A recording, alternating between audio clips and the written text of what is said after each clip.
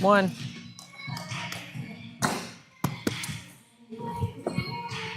2,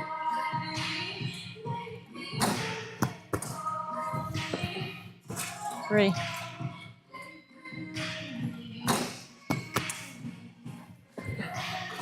4,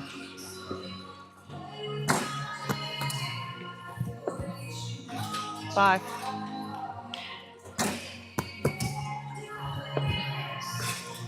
6, 7,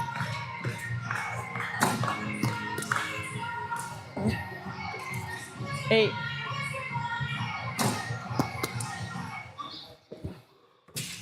9, 10,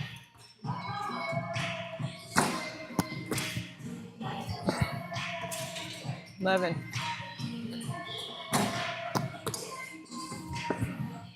12,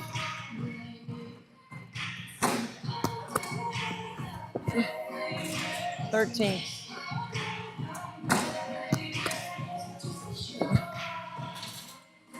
14, 15,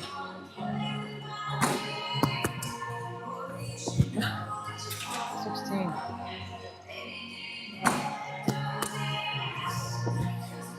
17,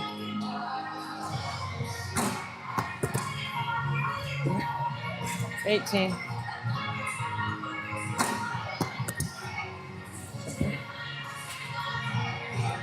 19. Oh,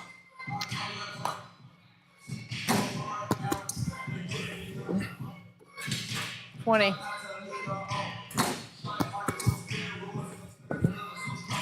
21,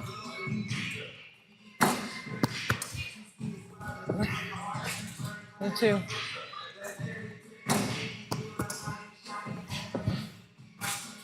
23, 24,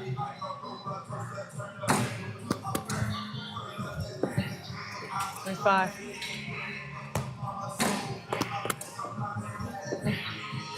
26,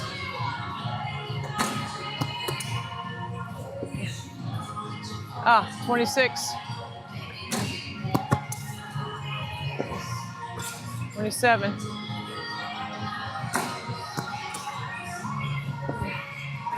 28,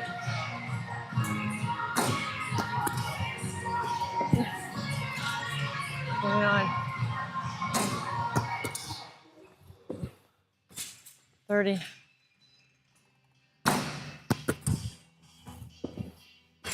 31,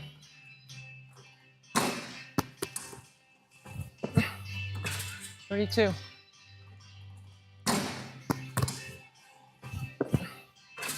33,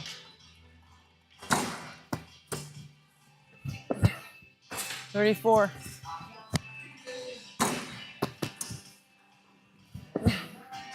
35,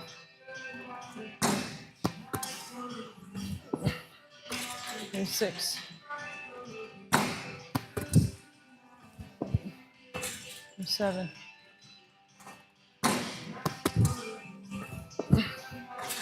38,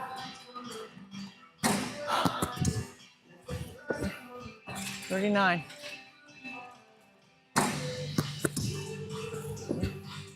40,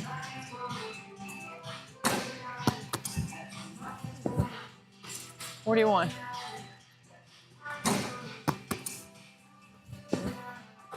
42,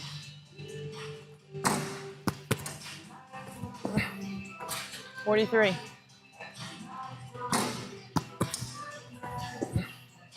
44,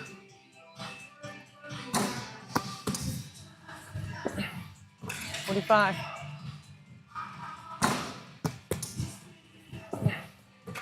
6,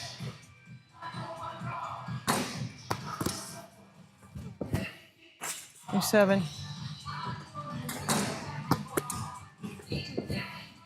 48,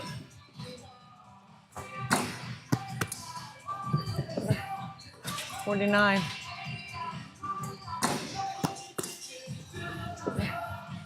50.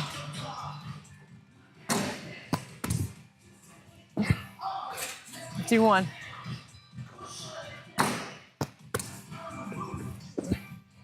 52.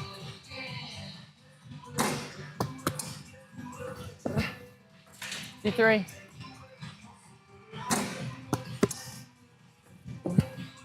54.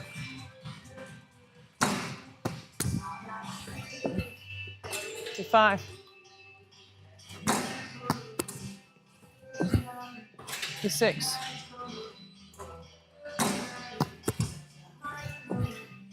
57.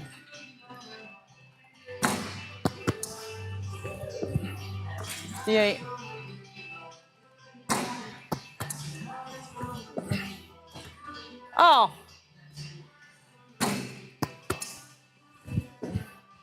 59.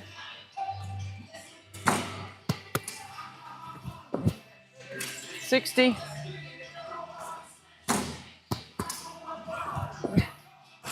61.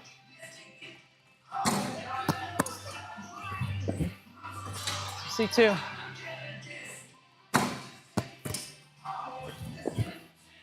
63.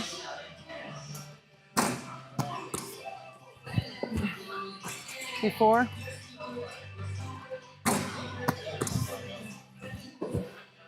65.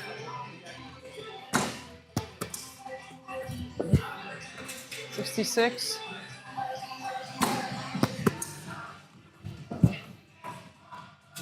67.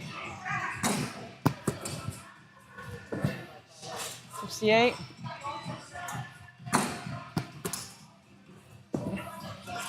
69.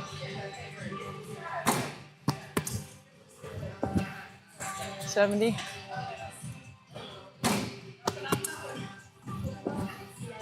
71.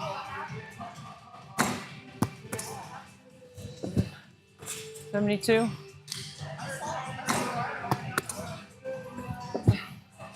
73.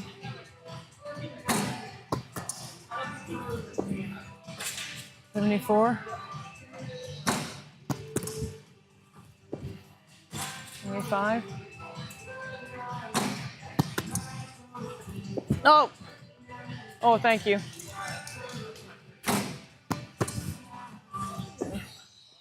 77.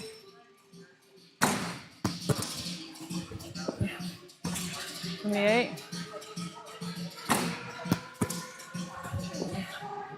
79.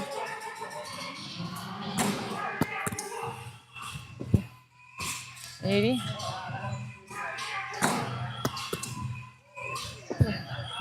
81.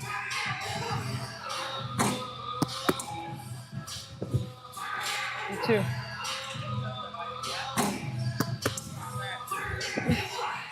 83.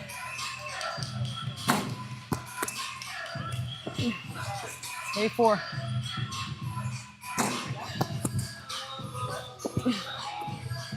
85. 86.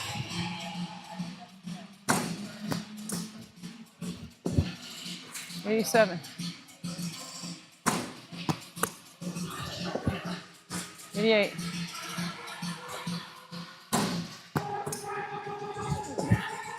89.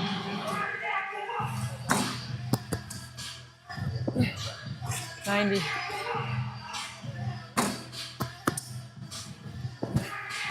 91.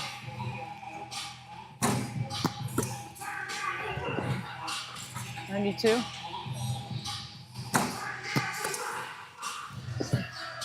93.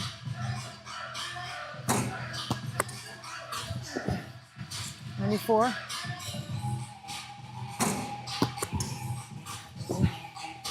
95.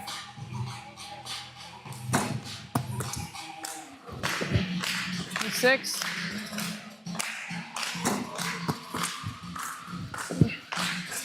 7.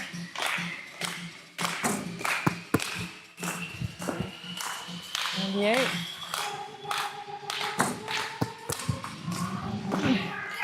99. 100.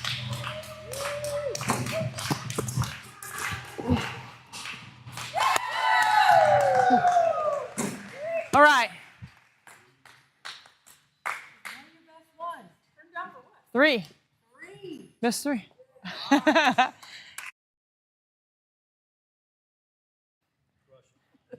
While I'm shooting, this is taking place all around me, and I'm trying to keep my focus. Yeah, Frankie. Okay, Matt Aldred, strength coach at the University of Michigan. They won a national championship this year in basketball. He and his wife just had a newborn, and she has Down syndrome. And he is a tremendous guy with the right attitude and gave us a really good interview for the live stream. And then my man, the marathon man, Daniel Chaplin. Next two stories are good. 24 hours, nothing but nets rolling along, and we've got a new visitor to our live stream, and we are so proud to have him, Matt Aldred, who is the strength and conditioning coach at the University of Michigan for the men's basketball program and other things. But he is a national champion, and now we've got a champion in our cause to raise money for Special Olympics. Matt, thank you for being with us. Yeah, my pleasure, Debbie. It's awesome to be here. Matt, I had the first and second round women's games in Ann Arbor, and I asked our friend Nate, who runs the facility, if I could get in the building to get some shots up. Now, when you're my age with a 6 in front of your number and you get AARP male, what in the world does this lady want to do? Get in the practice gym and get some shots up. When Nate came in and saw me shooting, of course, it led to questions. What are you doing? Why are you doing this? And he was kind enough to introduce us. So this is really the first time that we're meeting. Yeah. So thank you for trusting me to be able to do this interview. I appreciate it. Yeah. It's anytime anyone asks about the lucky few and if we want to be connected, it's an immediate yes. So yeah, it's awesome. And I love connecting with parents like us, and fortunate enough to have beautiful children that have this special trait, you know? Right. So tell us a little bit about your family. Tell us about how it's going. Yeah. So I have a daughter, 2 years old, called Lucy, and my wife and I had the lovely surprise that she was, trisomy, and she was going to be extra special. And we've been absolutely blessed here in Ann Arbor with the support for recent PT, OT, speech. She is a frequent member of the weight room club here in the facility, and she's always rolling the medicine balls and catching everyone's eye and giving high fives and waves right now. But yeah, we moved up here when she was 3 months old. My wife is an incredible mother and does a really awesome job of caring for her, mainly while I'm at work. But yeah, we're in this family together of parents with children with Down syndrome, and she has been such a light in our lives. She's our first child, so everything's new anyway. There's no comparison. So the delay in walking and the delay in speech is no delay for us because we don't have any prior context in that. But she's an absolute joy, and her name Lucy means light. So we think she's an extra special light in the world, and she's just our little angel. You know, times are so different. My son Frankie's 28, and when he was born, there were some services. There were some people that cared. There were also some other options. I actually had somebody approach me in the hospital about, would you like to put him in an institution? Which I was like, it was shock waves, right? I think that's actually what snapped me out of my little bit of funk, because my husband and I are the same. We did not know that we were going to give birth to Frankie, who was going to be a person with Down syndrome. Tell us a little bit about your experience there and what you and your wife were dealing with initially. Yeah, so I remember when I was previously at Furman University, I had a call from my wife and I missed it. It was a very emotional voicemail. So I called her back and they said, hey, like, we got the genetic testing back and, you know, she has Down syndrome. So we did know prior. And then from then on, it was frequent appointments. And yeah, there was a lot of scary appointments that we had to really, really pray about. And trusting that God would provide for her and provide safe passage into this world, because, you know, there were, hey, you know, there's a higher chance of stillbirth. We don't know in what kind of condition she's going to come out in. And so it was very, very scary. And we had to definitely lean on our faith and in prayer. But, you know, we were so blessed in Greenville, South Carolina. There was actually a special clinic for prenatals with disabilities. And so we were funneled straight in to see these amazing doctors, and she would be, I think they would test her like baby's heartbeat every week leading up to it. And I mean, the care we received was absolutely incredible. We had a mentor, a psychologist to help us out. She was an awesome lady. Wow. So we felt really provided for and really seen and heard in the process of her delivery. And then, the actual delivery was a crazy, C-section. And hey, like there's a chance where Lucy could go in the NICU, and you're like, okay, there's a chance. And then she did. She went in the NICU, and it was like the most surreal, emotional experience watching Maria, give birth. And then, okay, is she okay? All right, we're going to take her to the NICU. Okay. I mean, it's just the wildest experience, I'm sure, for any parent watching their wife give birth, and let alone escort her to NICU. And but yeah, from then on, we've received really great services here in Ann Arbor. Obviously, the Michigan healthcare system is elite, and anything that she needs, we're able to get really great appointments, and again continue such great care for her and the special needs she has. I love the community that Ann Arbor has created for you and your family. That's amazing to have those services and to be ready. Lucy is also growing up in an athletic community around the University of Michigan, and I have a lot of friends in the athletic department there, so I know what kind of people there are that are supporting and embracing you. What's it like having Lucy around the athletic department, and what do you think it has meant to your athletes?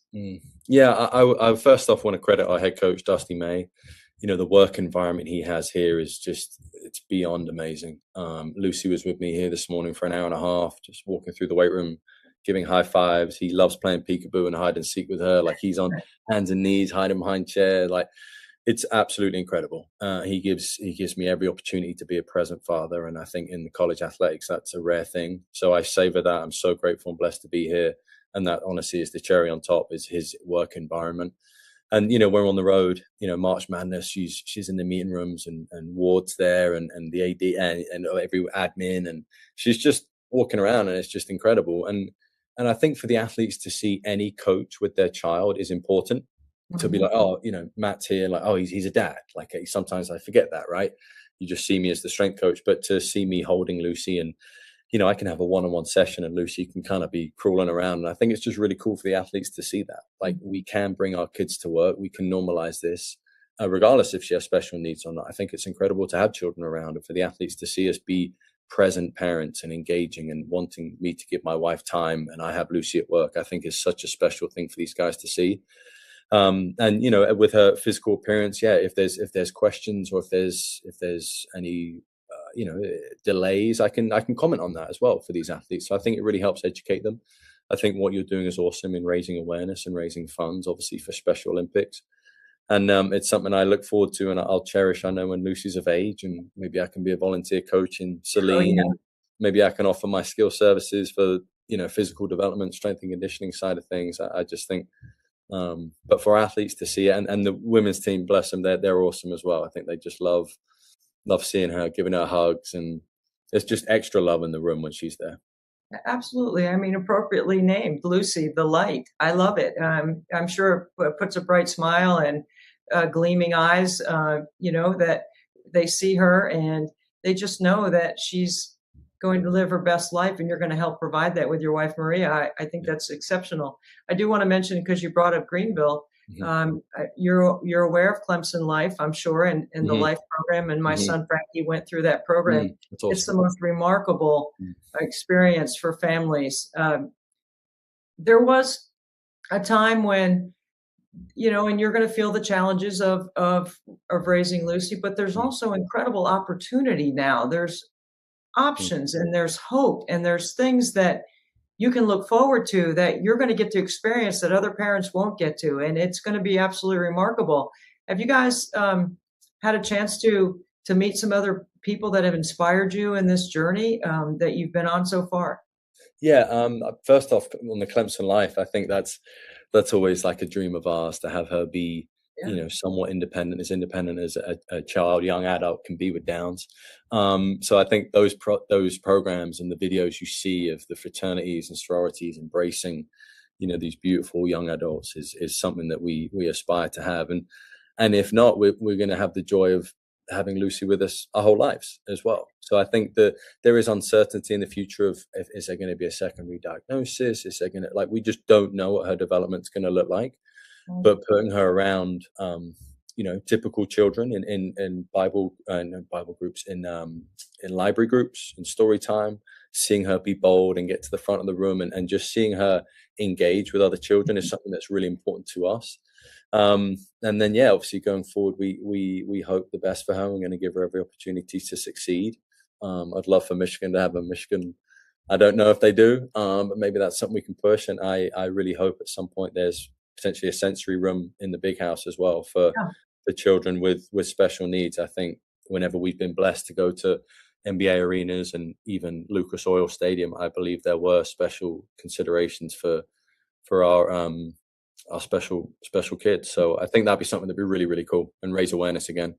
You'd be surprised. I mean, I'm just going to share because this is our first time having any conversation. I'm just one mom using my basketball platform, which is my career, my passion, and my philanthropy. And I've figured out a way to use my incredible love and joy for the game and the 38 years that I've been on the air calling college basketball, men and women, to put a light on what we're doing as parents and what we need. And one of the things that I am most proud of is I helped my institution, NC State, understand that as a land-grant institution similar to Clemson, they had a responsibility to serve the population of their state, and they weren't doing it. And it took 3 years, but finally, NC State has a program called Elevate, and it is one of my proudest moments. There's no question in my career that I've been able to help them understand. It took a while, but it finally got to them. I'd be happy to help you in that journey at Michigan because I love putting the pressure on. A little passive aggressive won't hurt anybody, right? That just making them aware. I mean, you're naturally, as a strength and conditioning coach, take people to places that they never believed they could go, physically, mentally, emotionally. You could do the same thing in this space at Michigan. Yeah, I think we have, I think as coaches and as former athletes, we have probably a unique energy about us. That's a go-getter type of energy, and we're gonna knock that wall down, and we're gonna go achieve things that, like you said, maybe athletes do think they have, maybe they don't, and we can bring it out of them with some energy and some motivation. But it's inspiring to hear what you've done at NC State, and I think for such a big public university as this, I think inclusivity is absolutely the way to go, and our society with everything these days hopefully is becoming more inclusive and understanding, and I think I can see the fire burning in the future for me with Special Olympics and with stuff like this, because my daughter's going to be needing and wanting those, and we're going to want to give her the best life experience. And I'm very excited to see where this leads. Yeah, we're counting on you, Matt. I mean, I know you're going to be able to do that. Now, I just want to shift gears real quickly and go to your national championship, because there's a lot of basketball fans that are following along on this live stream that want to know about what was it like. 70,000, what an incredible game. I get chills myself thinking about it. I have had a chance to know Dusty. I did cover Michigan in the Jordan Classic when they played a couple of years ago. And I have listened to Dusty at clinics, so I do know how incredibly gifted he is as a basketball coach. But come on, man, tell us about it. It had to have been something. Yeah, I think the word I keep reflecting on is surreal. You work all summer and you tell the guys, right, we're good enough to play for the national championship. But to get there so hard, right? 365 teams, and even the semi-final, to be there it's kind of surreal being in a support staff position as well, because you're super excited to be there, but you've got to be, all right, hydration, are these guys psychology, you got to be so in the moment. So in that locker room, it's nice to be tunnel vision. But when we win the semi-final, when we win the final, and you look around, you're like, there is quite a lot of people here. And actually when you're on the stage, you're like, there's a lot of maize and blue. And then Lucy was on the stage with me for some picture time and some video time, which I'll cherish and have some great pictures of that. But you're super proud of the team, but also there's a hint of sadness because you have such a special group And you know it's not going to like that. It's changed. The next day we're on the plane together on the way back, and the boys are singing, and the national trophy's there. But you know it's all going to change. And we have 3 guys that are potentially going to be drafted next year, and incoming guys. And so you're just like, wow, like that was so special. And it really is. It's cliche, but the process is almost better than the mountaintop moment. You know, like the buzzer beater, like when you finish, it's like, man, this is amazing. We're national champs. But there are so many moments in the summer, road wins, plane rides, hotel moments where you're like, this is the joy. This is truly the joy of being part of a national championship team. And then last thing I'd say is I don't think we'll have as special a group as this. I think it'd be really hard to top. The amount of times on the bench, I'd be laughing to myself at some of the plays these guys would make. Like I'm chuckling. I'm like, this is ridiculous. Like this is a joke. How insane these guys, how talented they are. And the best thing is their selflessness and their togetherness. And there was no envy. If someone was going off, scoring all the points, then it would be, hey, give him the ball. You know, we have multiple games where different leading scorers. And I think that's the superpower of the team is guys being, and Dusty led this unbelievably well, is being selfless. Is all that matters is winning. If you're having a bad game, that's okay. We've got the depth to cover for you. If you're having a great game, good. We're going to keep feeding the ball. Okay, there's 2 on you. Great. Kick it out to this elite 3-point shooter. And it just was a perfect storm. And the staff did an unbelievable job recruiting. And our player development was awesome. And we gave these guys joy and confidence. And it was special. It was truly a blessing to be sitting there and watching these guys. I'm listening to you, and I'm thinking about my coach Kay Yao at NC State, and she always put people first, which is probably one of the best ways to lead and to take a team to a place that you ultimately, collectively, collaboratively want to go. And then there's awards and there are rewards, and you got the big ultimate award, but the rewards along the journey are just priceless. Those are things that you'll never take away. And to have Lucy on the stage with you, what an incredible symbol of family, really. Yeah. It's great. It's going to be, I mean, this is why we do what we do, so that we can celebrate the incredible lives of young people with Down syndrome and the things they're going to get to do. That'll be something she'll always be able to point to. Yeah. And I hope I can use this platform that God's blessed me with, being at University of Michigan, to keep pushing forward with, I see your boy in the corner there on your right shoulder. I see, we're just such a light in this world. And I really hope that I can be a voice and a message for that. And I've no doubt I will be used in that way. And I can't wait to just, I know. It's a beautiful thing we're a part of. It's tough. It's challenging. Like being any parent is, there's extra challenges along the way. There's extra appointments. There's extra worries and concerns as a parent. But wow, the joy and the love is, you can't beat it. It's incredible.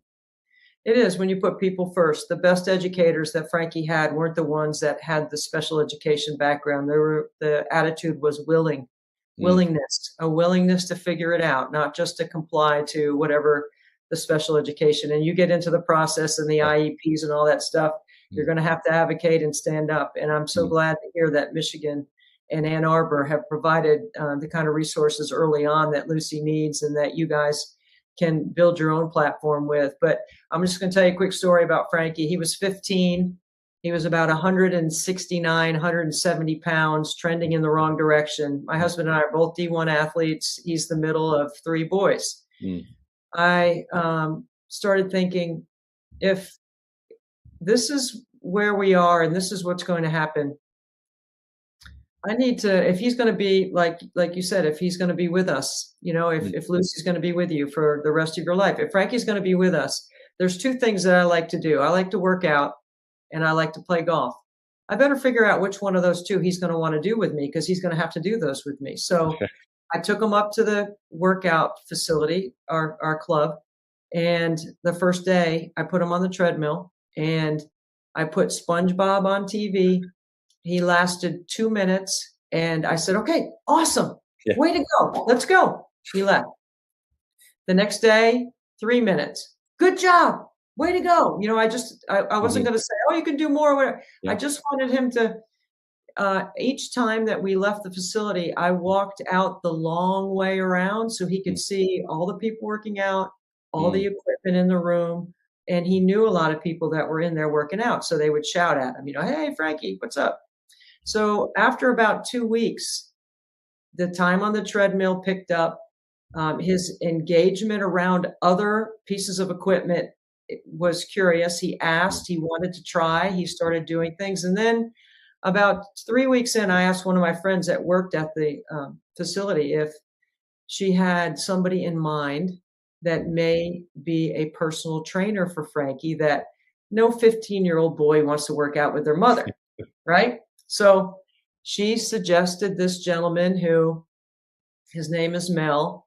Mel, the only time I ever saw him in the facility was rehabbing older people that had, some surgeries or some heart issues or just, older population. And I was kind of curious about him. Like, why did she think he was going to be the right person? Well, one Saturday, it didn't matter when I went to the facility either, 5 a.m. on a weekday, 7 o'clock on a Saturday night. Whenever I went, Mel was there. Mm. This one particular Saturday morning, I'm going in, it's early, it's probably about 7 o'clock, and Mel has his bike up on one of those things at the front, that the back wheel's up in the air. He's pedaling on his bike, and he's got this giant bowl of mush. Like, it looked like some sort of oatmeal concoction of mush. I don't know what it was. It was and so this is the first time that I really talked to him, and I engaged him in conversation about Frankie. And I said, have you ever trained anybody with special needs before? And he said, no. And I said, you're going to ask him to do something, and he's going to tell you no. Are you going to tell him yes? And he said, yes, I will. I said, okay, you're hired. That's all you need to do. If you do that, and they have their own relationship 13 years in, he still trains and works out with Frankie when Frankie is home.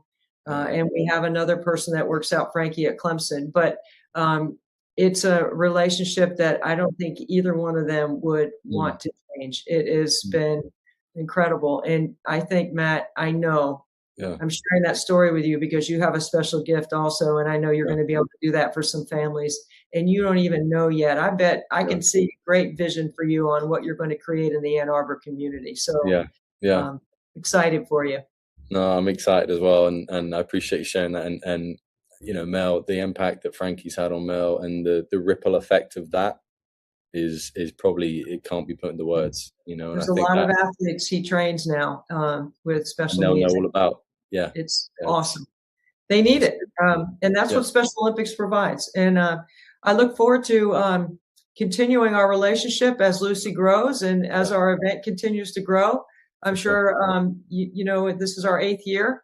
And in 7 years, we've reached the $1.4 million mark. And I'm planning on getting to 2 million, Matt. So I appreciate you coming on and spending some time with us. I love meeting new friends around what we get to share as a special opportunity, especially around Special Olympics. Yeah, we're the lucky few, so we should probably talk about it and share it more than perhaps some people do. But the way you're using your platform is incredible, and I commend you and I support you, and we will be contributing as well. And just keep going. It's awesome. So you've got a fan in me.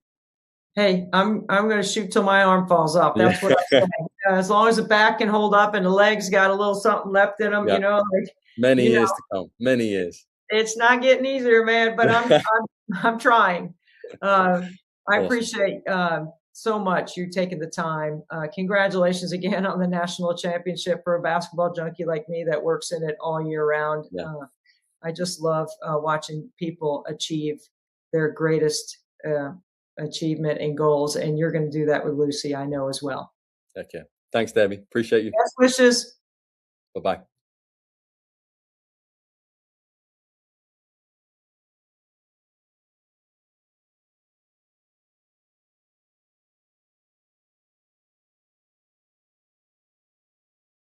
Welcome to 24 Hours Nothing But Net, my good friend Daniel Chaplin, who we've met through the National Down Syndrome Convention a couple of years ago, Daniel. I know you're a big fan of what we're doing. Tell me how things are going. Well, I'm doing so much running at the moment. You're doing a lot of running, aren't you? Yes, I am. What are you getting ready to do? I'm getting ready to run the London Marathon this Sunday. You're going to run the London Marathon. Yes. That's amazing. How many marathons have you run already? I've run 3. This will be my 4th. Okay, tell us what the 3 marathons are that you have already run. I've already run the Rocket City Marathon in Huntsville, the New York City Marathon, and the Chicago Marathon. Oh my goodness, Daniel, that is amazing. What are your times? How are you doing? 9 hours, 10 hours, 9 hours, and 9:05. That's amazing. Are you setting a goal for the London Marathon? I working on one still. Yeah. Tell me some of the things you're doing to train to get prepared. My mileage has I've been doing long runs on Saturday, and my short ones have been on Tuesday and Thursday. How far is your long run? 15 miles. Oh my goodness. I bet there's a lot of people listening to 24 Hours Nothing But Net right now, including me, that could not run 15 miles. How long does it take you to run 15 miles? At least more than 3 hours. Yeah. What do you listen to while you're running? I don't really listen to anything. I'm just paying attention.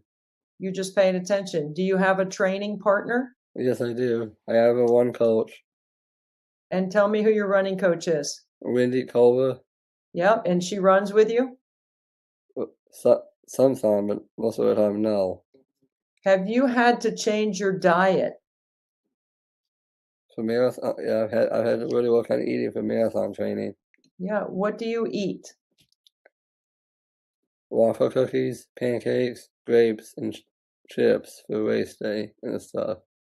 And then you drink a lot of water, I bet, right? Yes, I do. Do you like electrolytes in your water? Well, I take salt pills for electrolytes. Okay, salt pills. Okay. So you're a marathon guy, and I'm a marathon person as well, but our marathons are completely different. Mine is 24 hours. Yours sounds like it takes you 10 hours. I don't think I could run for 10 hours. How hard is that? It's not easy. Why do you do it, Daniel? Why do you like running so much? To show the world that people with Down syndrome have a place in this world. And I've really had the amazing support from the National Down Syndrome Congress, NDSC, the National Down Syndrome Society, NDSS, my friends, my family, and my one coach. That's incredible. I know the people that run those organizations, and you are an incredible ambassador. You being a great ambassador does show the world that people with Down syndrome can do anything they want to do. What is your motivation? To show people that people with DS have a place in this world and that they really are more like than different. This is so true, Daniel. It is such an inspiration to talk to you. When you are training and it gets really hard, how do you keep going? I just keep going. You just made up your mind that you're just going to keep going. Yes. What else do you do when you're not training? I'm at home exercising. Do you have a job? Yeah, I work at the mailman at the Wiggins Child's law firm. You're the mailman at the law firm. Yes. Do the lawyers in the law firm help you prepare in any way? Do they provide encouragement? Yes, they do. They're incredible. How many years have you been a marathon runner? So many years. My journey started in 2012. The biggest thing is recently, 2 years ago, in St. Charles, Missouri, I crossed the finish line. That's in St. Charles, Missouri, at the Mocabo Half Marathon, which went viral on the internet. We got to find that viral internet video because we would like to add that to the interview. Do you have some pictures that you can send us that we can include? Well, you know, if you have your phone, you can put my name up on the internet. Tell everybody right now where on the internet you can find that viral video. By typing my name. I can try to send it. That's okay. I want people that are listening to our interview to know that they can go to YouTube and put your name in there, Daniel Chaplin. Yes, but I mean, if you just type it on the internet, it's mind-boggling everything that comes up. I love it. I love it. So, do you have a favorite place you like to run? Here in Homewood, Yeah. Do you run in your neighborhood or yes, around your town? yeah, I run in my neighborhood. So, when you are running and you're running 15 miles, do you have a lot of people that are cheering you on, yelling Yes, for you? I do. Not Go, as much, Daniel. but it's not at a race. Yeah. They're cheering for you when it's not a race sometimes, right? Yes. Yeah, They I they love do. it. Well, did you ever compete in Special Olympics? Yes, I did. Tell me what your experience in Special Olympics was like. It was really incredible. They have opportunities, but I don't want to say anything bad because they don't have a lot of opportunities. They don't offer many sports. How Uh, old are you? 35. Do they have basketball? They have bowling, and I've done bowling, and they have Okay, yeah. swimming. Yep. Bowling and swimming, those are good. Those What are the town do you live in? Homewood, What state? Alabama. Yeah, so the state of Alabama should offer more opportunities for you, right? Those are the only two. They have a track and field for the Special Olympics. Do you But compete it's in just, that? I want to. I'm too old. But it's people in school. Oh no, you're not too old to compete in Special Olympics. You're never too old to compete. Well, all these people on the track team uh still going to school. Okay. So that Uh, means that because they're still going to school that you can't compete? I don't know about that. I haven't asked. But Yeah, okay. but it's been in track or Special Olympics. They said we don't have a program for that yet. Okay. Well, you know what? You could be the first. You've done a lot of things that are first, right? You've done a lot of great things with your life to be able to advocate for other families and other people living with Down syndrome. Why do you think that's important? And it really shows that people with like us can do more things than people Yeah. think we can. Do you have a lot of friends in your community? Yes, I do. Yeah. Tell me about some of your friends. So many I can't list them all. I believe that because you and I are friends, and I get to talk to you maybe once or twice a year. Uh, Yes, do you ever watch ESPN and watch basketball? yes, That's usually when I hear from you, as you see me on TV. yeah. I see the. Yeah, it's fun. I love getting text messages from my friends in Special Olympics. I get a text message from my friends in Special Olympics That's about great. every day. That's great. It's really cool. Well, Daniel, is there anything else you want to tell us about preparing for the London Marathon? It's relief tonight. I've been preparing so much for Yeah. 6 months, and this is just the beginning too. I know. I believe it. Do you Yes. have any words of inspiration for me with my 24 hours of shooting free throws in my marathon? Get out there and inspire those individuals like us. Yep, you inspire me. You Like, inspire me to go work out and get ready and keep preparing. I've got yeah. 2 more weeks to get ready when we're taping this interview to be My ready. biggest challenge is what I want to do in 2 years. What do you want to do in 2 years? The Great World Race. Where is that? 7 marathons, 7 days, 7 continents. I love a man with a dream and a big goal. That's a huge goal. I Thank know you. you can do it. I'm counting on you. Thank you.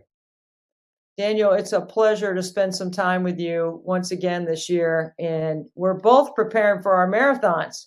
Yes, I we think are. yours is harder. I think yours is a lot harder. I know. Can you shoot free throws? Can you make a free throw? No, I can't run 15. I can't run 26 miles. When I do shoot free throws, I miss more than half. You can make half. I know. I miss like 90% of them. You know what? If there is ever an event that combines running and free throws, you and I would be a good team. Yes, we would. I'm going to bring in producer extraordinaire BMAC, who's right alongside me here for my marathon. Okay. And he did what you said to do. He looked you up on the internet. What did you learn, BMAC? So you said to look your name up on the internet. So I did that while y'all were talking. And is it true that you are the first person with Down syndrome to finish 50 half marathons, finish a half marathon in every single state? Yes. What? You've run a half marathon in every state in the United States. Yes. That's crazy insane, Daniel. Thank you. And I'm actually waiting my induction into the Guinness Book. Are you in the Guinness Book of World Records? No, I'm waiting for induction. Oh, okay. He's waiting. I think you're going to make it. Yeah. I have. When's awesome. Induction? As soon as it gets approved, because now we have to get written statements from every race rider that proves I was actually at that race. So once you get approval from all 50 states that you ran a half marathon in every state, you can be in the Guinness Book of World Records. Well, it was applied to them. It's been accepted. That is crazy insane. That is amazing. I mean, if you're looking for inspiration, all you got to do is Google Daniel Chaplin, right, BMAC, like you did. And golly, Daniel, that is crazy good. That's why we love sharing your story on our live stream, because you are providing inspiration and letting people know that if they would just give maybe 1 penny for every free throw I make, that's $24. Look what a difference it can make in the lives of these athletes that need support to train. I love it. Yeah. Well, thank you, Daniel, and thank you for being with us on 24 Hours Nothing But Net. We wish you well in your marathon in London. As you head out, we're going to keep track of you on the app. Okay. Your bib number is 17874. We're going to keep an eye on you on the London Marathon and see what we come up with. Okay. All right, buddy. Thanks for being with us. Thank you.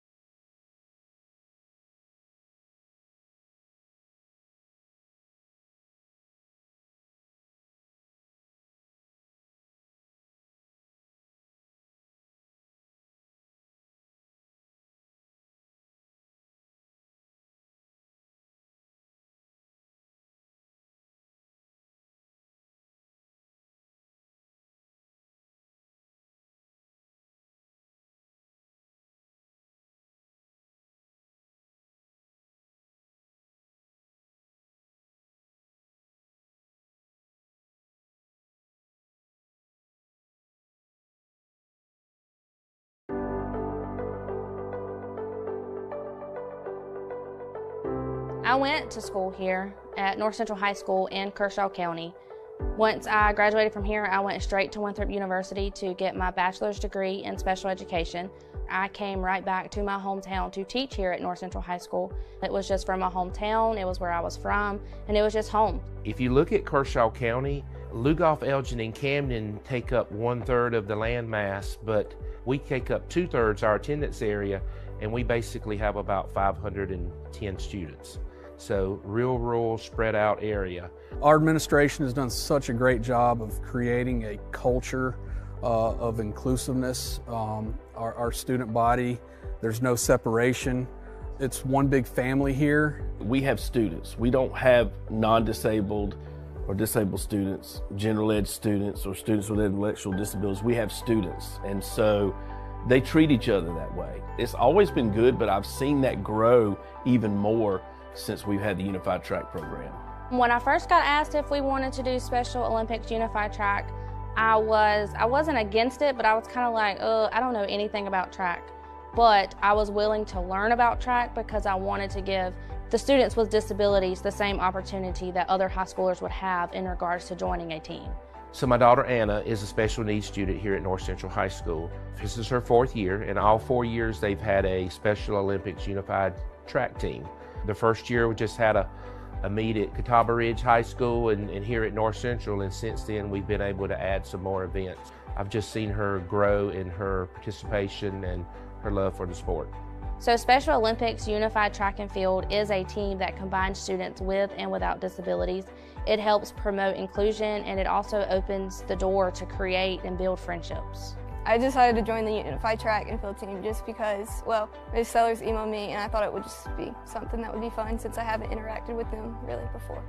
Initially, she wasn't sure about doing it at all, and I said, well, I think you really should. I think you should at least try it, and then she just fell in love with it after she went to practice one day.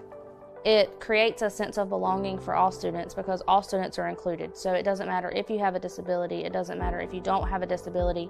Once you're out there together and you're competing together and you're practicing together, you kind of just don't even think about that. You kind of push that to the side, and it's not about that anymore. It's just you're out there to run track, and that's what you do. We usually start off with practicing with our 100 meters, and then we go into long jump, and then shot put, and then relay races. It has done great joy.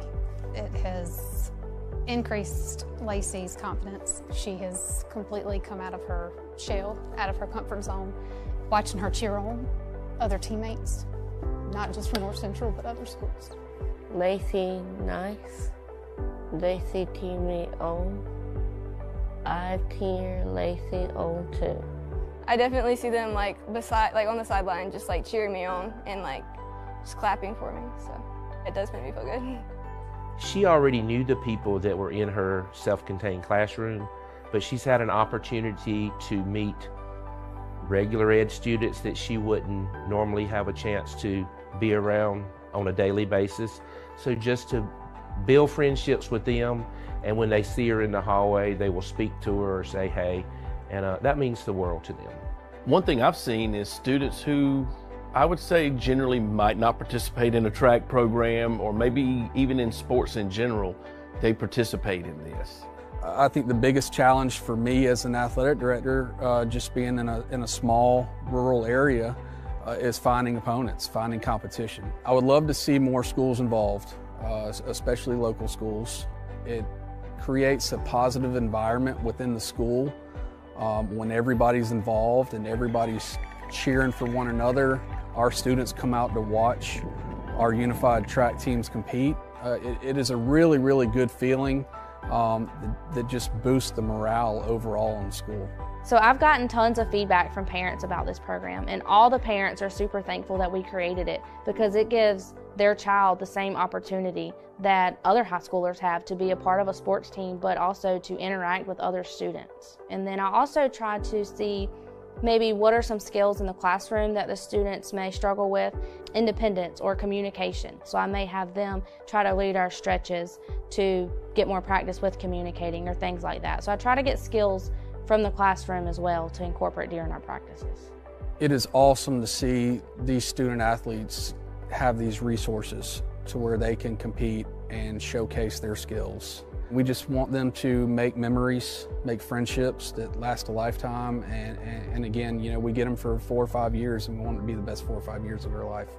I would hope that it continues to grow, not just here at our school, but you know, we would have more members that would grow to other schools. I know it's at other schools in our county and throughout the state, and even beyond. I'm, you know, into other sports, possibly as well. There's a lot of room for growth.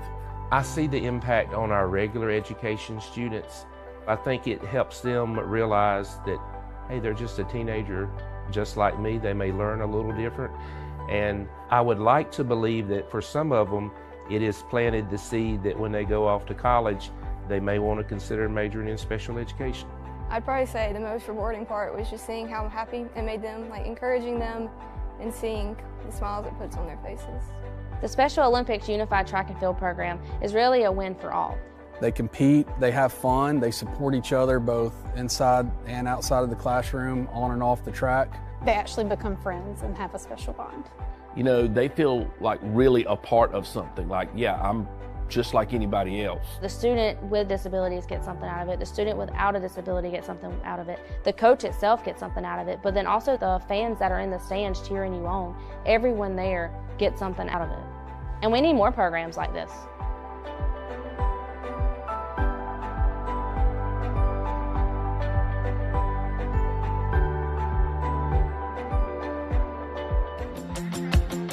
We are here celebrating 16 years of Unified Champion Schools. Let's make some noise for the Special Olympics.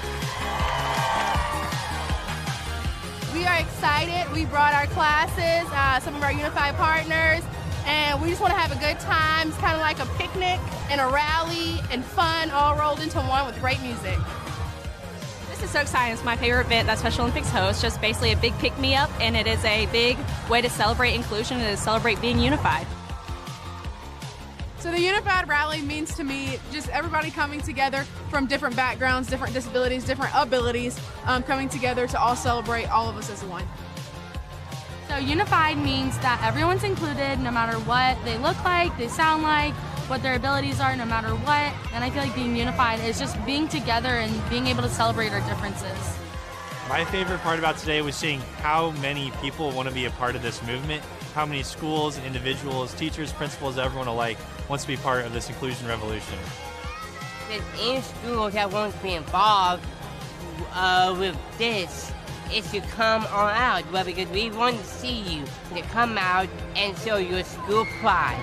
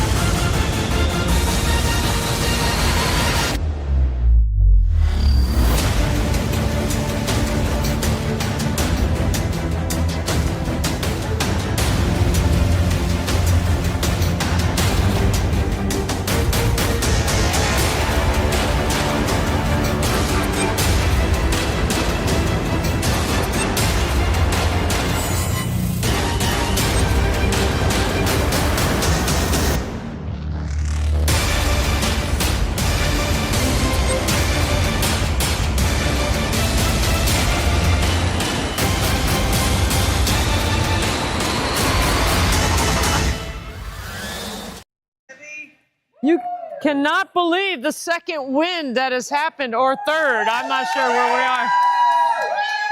We can make it through here. We've made it through the night, basically. Yep. Right? Yep. All right.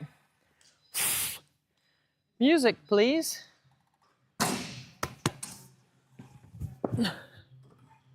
Ooh.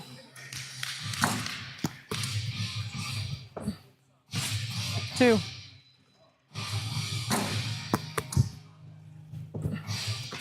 Three.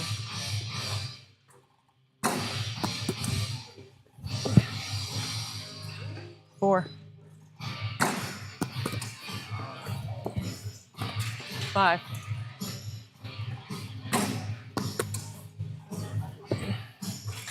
Six. Seven.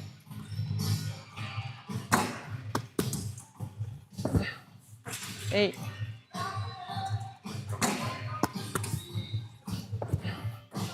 Nine.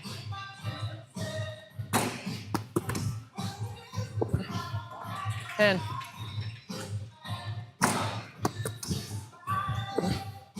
11.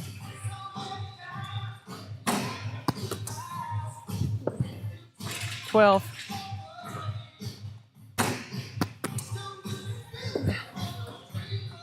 13. 14.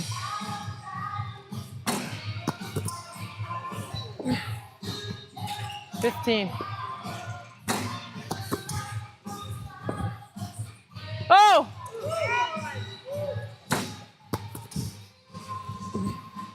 17.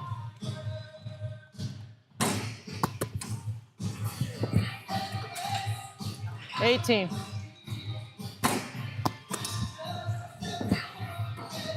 19. 20.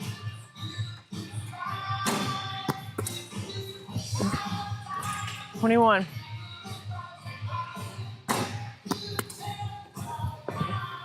22.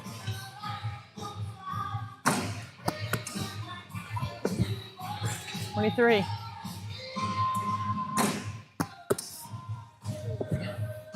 24.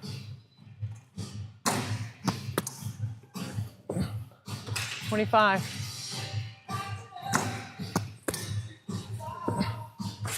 26. 27.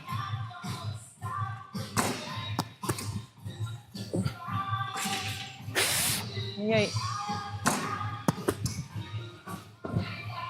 29.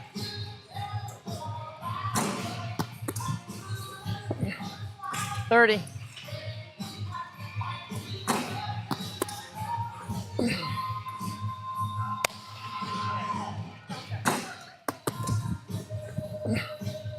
31.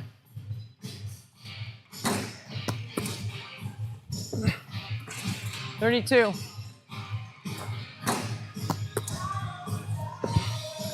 33.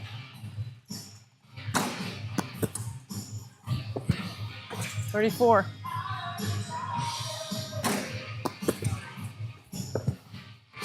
35.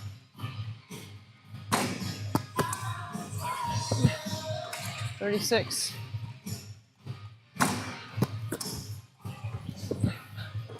37.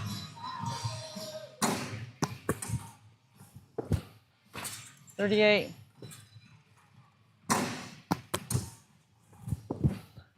39.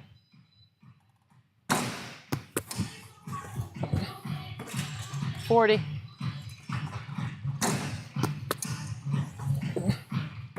41.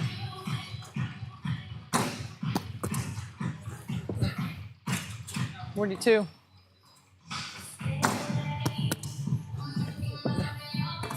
43.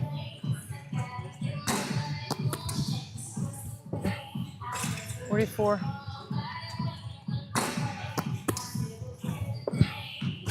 45.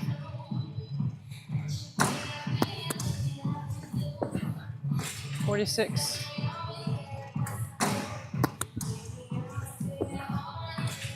47.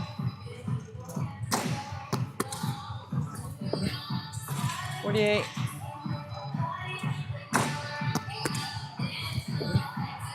49.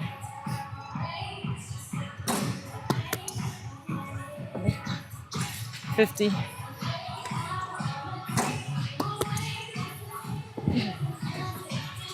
51.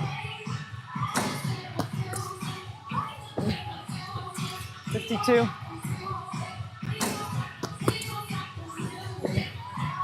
53.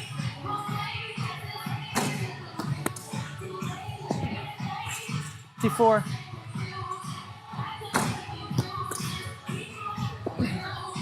55.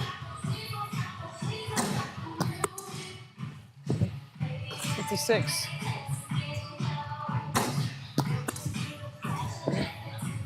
57.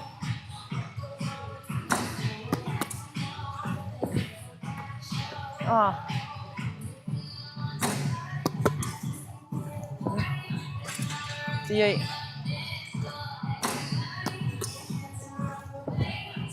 59.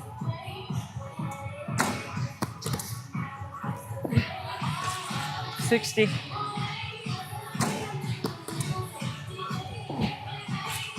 61.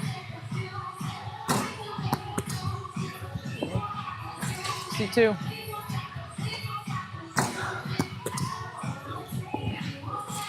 63.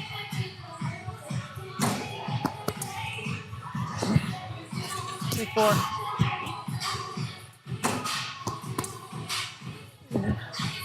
65.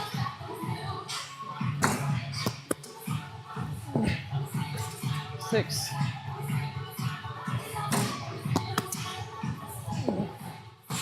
7.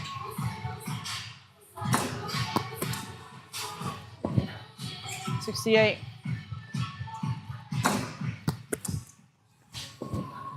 69.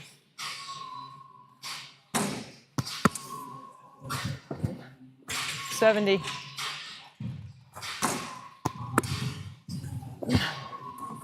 71.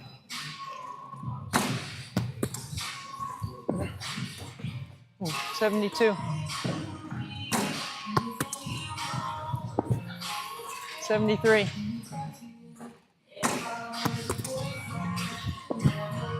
74.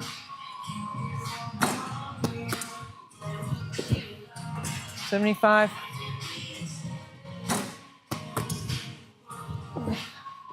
76.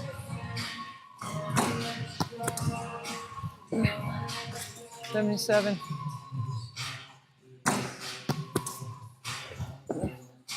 78.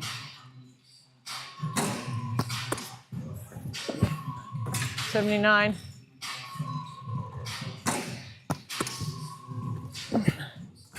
80.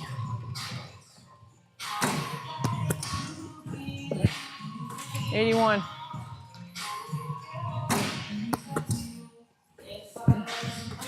82.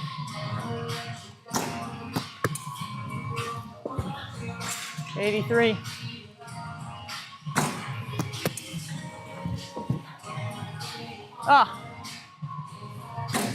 83. 84.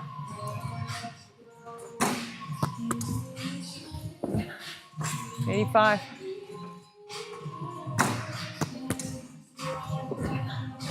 86.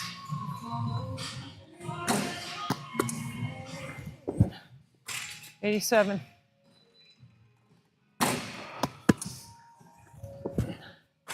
88.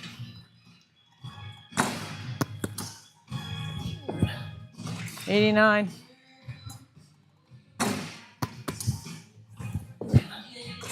90.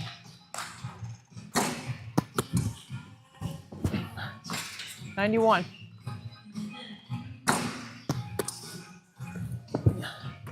92.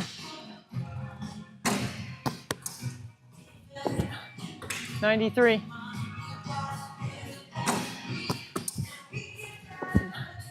94.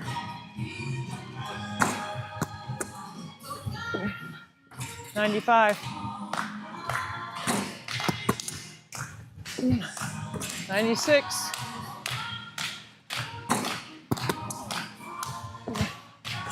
97.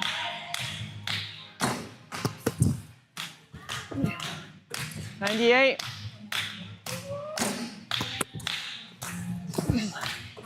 99.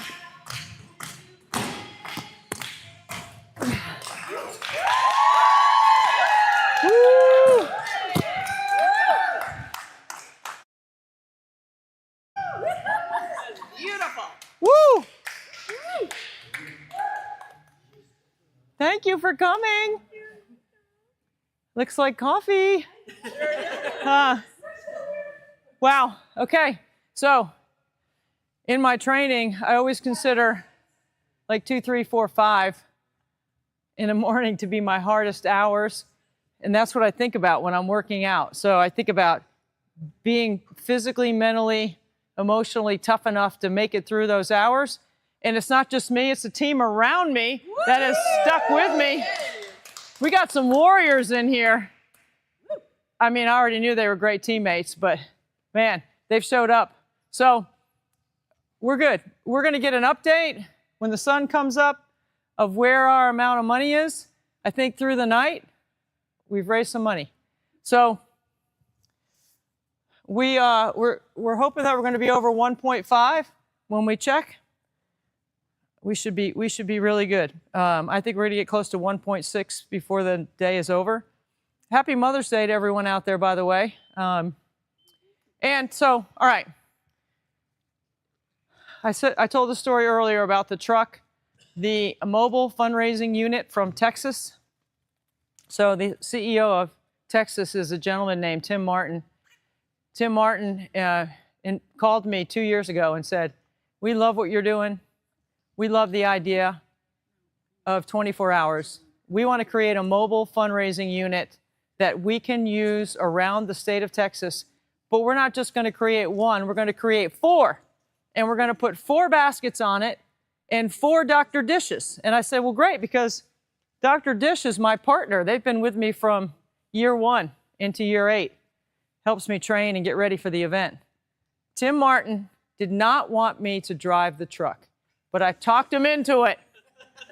It took him a couple tries, and then finally my buddy now for Special Olympics, Jerry Cohn, said, you know what, she can do the truck, she'll be fine. We trust her, she can handle it.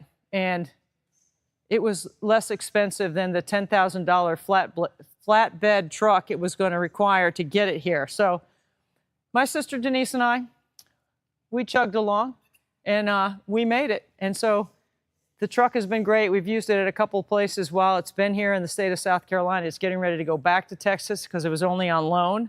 But here's my interview with CEO of Texas Special Olympics, Mr. Tim Martin. This is Tim Martin, the CEO of Special Olympics Texas, and my new friend, Tim.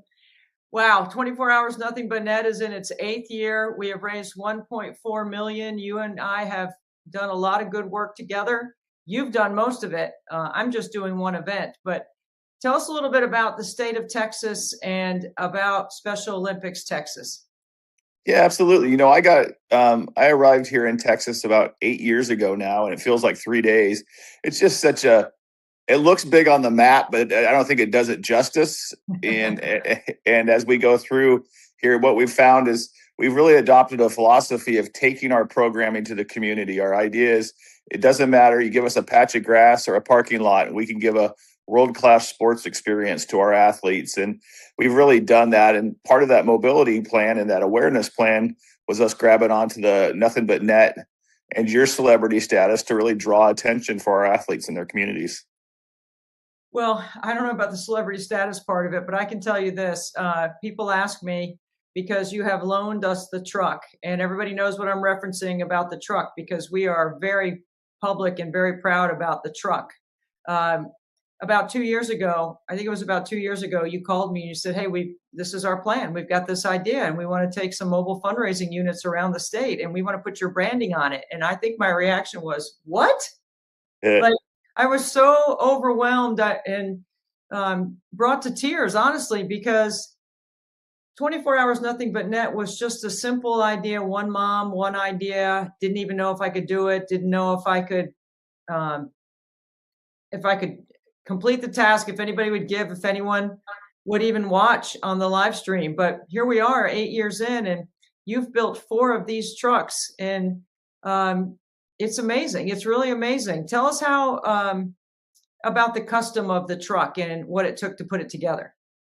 Yeah, I mean, one thing, I come from a background in sports too, and my boys played basketball coming up, and one of the great part about that and a lot of fun that we had was with the Dr. Dish systems, and the shooting machines, and it really was always great. We ended up having one of those in our backyard on our sport court because the kids loved it so much.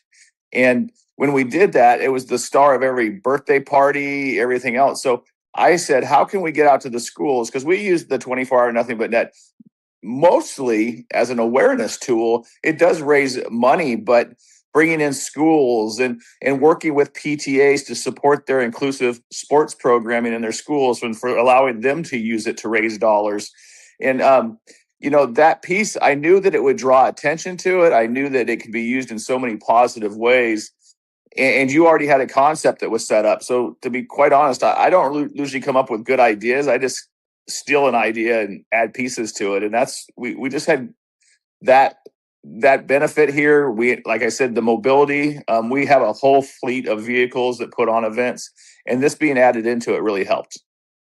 Well, it's quite a spectacle. I can tell you, driving it from San Antonio to Charleston was a memory for my sister and I that we will never forget. It was amazing. We drove through the night. We stopped for a few hours in a small town in Alabama. We just stayed on I-10 until we hit 95, and then we went north and got to Charleston. It took a total of 28 hours, 24 in the truck, and Wow. I would do it all over again in a minute because it was quite a spectacle on the road. Nobody cut us off. Everybody let us in when we needed to change lanes. It was amazing. It was just, and people honking and recognizing Special Olympics was really something. Yeah, it's funny when you have a wrapped vehicle, you see them all the time for businesses, but when you do it around Special Olympics, and where that came from with me was I was sitting at a Diamondbacks game years ago, and I actually had an athlete bend over and say, they would never wrap a car for us. And I went to the office the next day. I said, we're wrapping a car. and really it's, so as you've seen with our vehicles that we have here in Texas, it means so much to our athletes because it's another part of being included into the community, a status symbol that they're so valued. And I think that they need to be told that after being kept in the shadows for such a long time. And so doing this and having someone like you who's visible and on TV, saying how much you care about our athletes, that it just is the community wants to care. I just sometimes think that, you get so busy in your day, they just don't get the opportunities. And that's a mobile opportunity to, how can I help? How can I get that at my office? How can I get that at my church? How can I get that at my school? The requests are constant. And right when you think they've figured out every way that you could possibly use it, then all of a sudden you're doing a food tasting event and you're like, how are you going to use it there? It's just, the community wants us. And I think it's a concept that we really have learned to love here in Texas. And I think, and you've dealt with that. Sometimes programs haven't felt that. And so they're a little hesitant to make the investment up front, but it always comes back at least 100-fold for sure when you do. Well, you were kind enough to invite me to your state convention in Austin in the early part of February. And it just worked out, thanks to you and your staff, that between basketball games, I could actually make a swing out to Austin. And when I pulled up upon the convention, the first thing I saw was the truck, and it brought me to tears. I mean, to my knees. I'd seen pictures of it. I know how you were using it.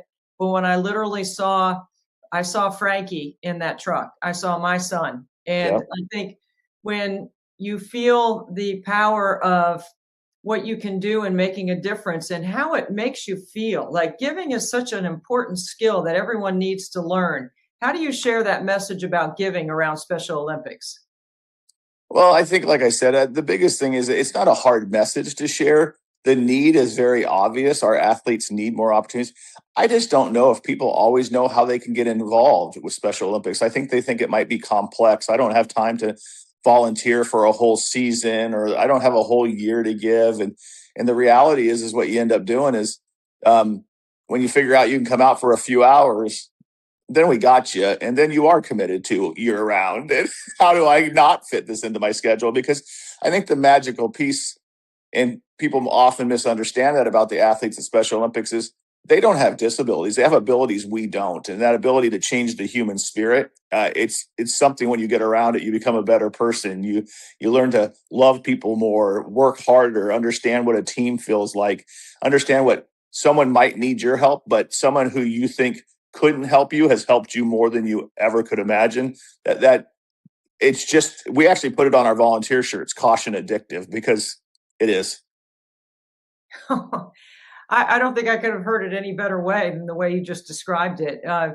Tell us a little bit about the reaction of the unified programs in Texas when the truck rolls up on their school and they get to go out and start shooting. What have you learned, or what have you witnessed?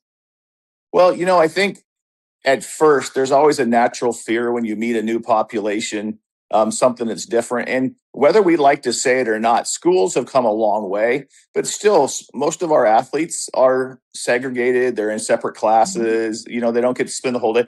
Often you have teachers and others who are doing great work with the students, but also very protective of them. And sometimes that protection is the worst thing that can happen, because a general education student, unfortunately, gets every opportunity to fail and succeed. A lot of times our athletes don't get the opportunities to fail. And how do you get to greatness without failing a bunch? And so when we show up, we have a toy that everybody wants to play with. And that sounds really simplified, but the reality is that toy belongs to a population that those students haven't been able to be around or see. And all of a sudden it brings people together, and they're like, man, this is really cool. And a lot of times it's the first unified experience of their life. We don't allow the students just to shoot by themselves. They have to shoot with an athlete from Special Olympics or from their special education, someone who's different. They have to meet somebody. And it's a first experience. And like I said, into the feeling of, wow, this makes me feel good. This is amazing. How can I do more of this? So that's really the superpower of it. Is it's a shiny toy that draws people into something that they had no idea was so valuable in their life. It is so cool rolling down the street, and it is so comfortable driving. When Frankie was in high school, not one time in 4 years did one person call and invite him to dinner, to a movie, none of that. And he wasn't, totally exclusive in a classroom down the hall. He was integrated and grew up with every one of those kids that, from kindergarten through, where elementary school, it's easier. Middle school, it gets a little harder. High school, you really got to understand why giving is important, because now you're not forced. You have a choice. Yep. And so if we had that mobile unit and we rolled up on school with that, set it up, and Frankie started shooting on the dish on the truck, he would have had so many friends. I know there would have been people that would have seen what he can do, because they've never experienced Special Olympics. And like you said, protection is one word to use it. Hiding might be another, or just plain lazy, not wanting to do anything. This truck is going to be magical. I believe everything that you just said. And I'm going to take it to a school the week before our fundraiser, before the taping and the airing of this event, before people hear your message. And when they see the truck and they get to experience shooting on it with athletes, it could change somebody's life. And you don't even know that right now, but we know that it's going to happen, because we've seen it happen, right? We just know from experience that when we can share the good gifts that we have been provided, and the shiny toy that rolls down the street right into your high school parking lot, and they can't believe it when they see it. People can't believe the truck. It's amazing, because I've never seen anything like it. Your vision has extended the opportunity for people to get involved, Tim. It's amazing. Well, I appreciate that. As someone who grew up very poor, with a great mom, but a single mom who struggled a ton. I always said that when I played sports, when I got to run into a stadium, it wasn't the crowd that I recognized. It was the signs. There was a Ford sign and there was a McDonald's sign. And, it meant I belonged in that community. That community supported me. And I think that it sends that symbol to everybody. I get to go and play with that. I get to be a part of that. And oh my gosh, I get to meet new friends on both sides of my school or church. Like I said, the magical thing about these visibility units like this are that there's just never a shortage. We do it at senior homes. We'll pull up and do things for our older athletes and get them matched up where they're doing bocce, but everybody can shoot a free throw and you get them out there. So there's just so many different applications to bring people together. And I think the world's short on that right now. I know when I saw it in pictures and then when I saw it in real life, it just made me think I got to have one of these, right? So yeah. Poor Barry Coates. I'm just telling you right now, you've set the bar pretty high. I mean, I'm going to wear them out because I do think there's an incredible opportunity across the state of South Carolina to do all the things that you're doing, the plan that you've put in place, the practical use of it, the way you've used it for awareness, but also I could see us rolling up on a corporation like, Dick's Sporting Goods and setting it up in the parking lot. And for every free throw you make, maybe you get 5% off your bill or something that Dick's would be willing to do. I'm sure you've thought of all kinds of corporate ways to use it. What else do you have planned? Because I've got one of your three and you're going to come and get it and take it back from me. Because, I told you I wasn't sure if I was going to give it back. We always joke about that because people see those units and I'm like, well, we do have a great relationship with law enforcement at Special Olympics.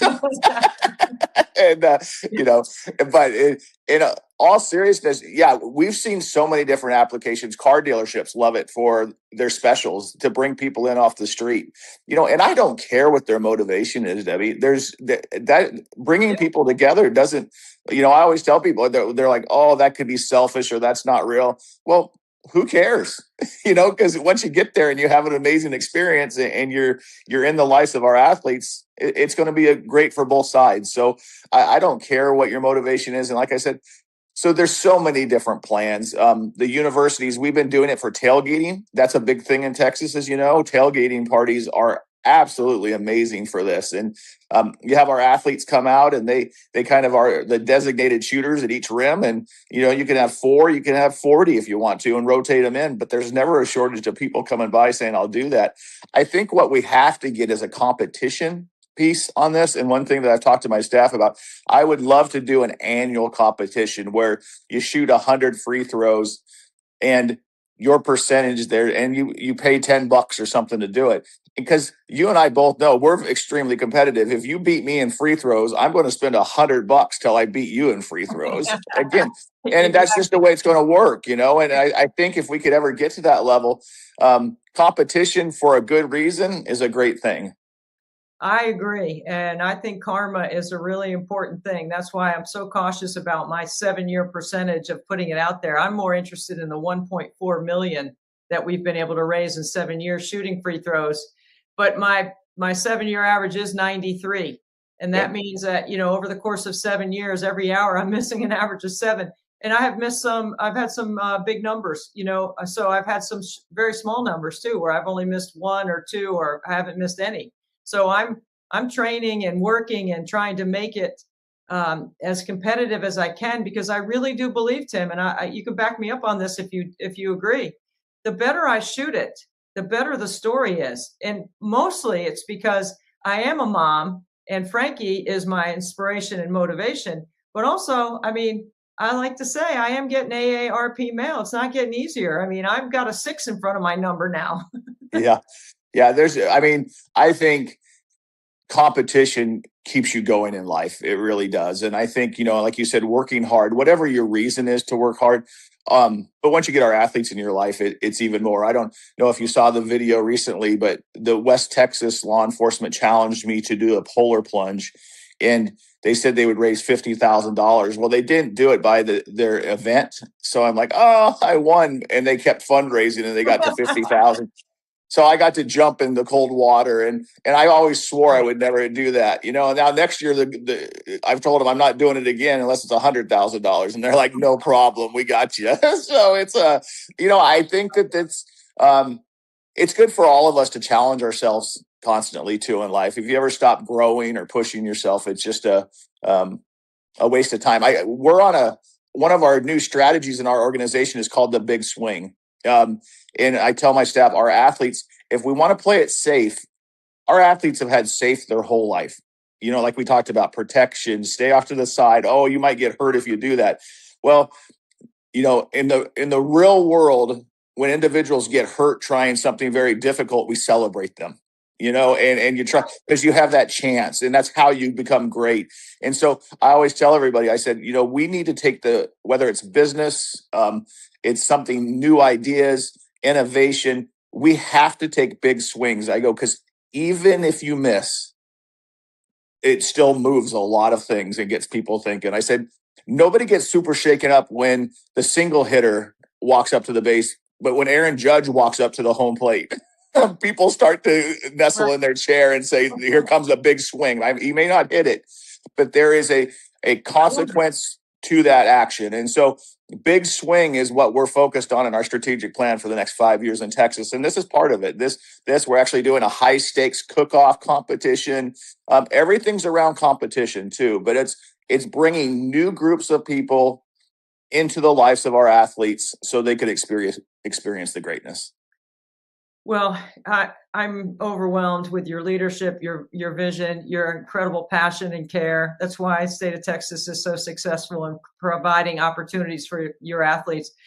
We've become really good friends with a couple of your very famous athletes, Tank and Jabbar. I mean, I love those two guys. I talk to them all year, and those are my friends. And we're getting ready to interview Tank in a little bit here coming up. But Tim, I want you to tell the story of me telling you that I was going to drive the truck, and you say no, and then you said yes, and then you said no, and then you finally said yes. What convinced you that I was capable of driving the truck? More than anything, I knew you weren't going to give up. So, and I think that's your persistence on it. But I mean, the real thing is I wanted to make sure that it was safe and that everybody was going to be there. And then Jerry was really advocating on your behalf. And I finally said, okay, if they want to do it. But I said, you make sure you have it serviced and everything's in great shape and that we're ready to go. But yeah, I think persistence usually convinces people that it's the right thing. And that was it for me. Yeah. Shout out to Jerry. He was fantastic and available at any time that we needed him. And I only had to call him one time on the trip, which was a minor thing. Nothing wrong with the truck. It was just a screw came loose on one of the mud flaps at 2:00 in the morning in Lafayette, Louisiana. So there's a story there. But I'll spare you from it for now. But we did make a new friend in Lafayette, Louisiana at the Drury Inn. A shout out to Shannon, who provided some tools for us to fix it on the spot.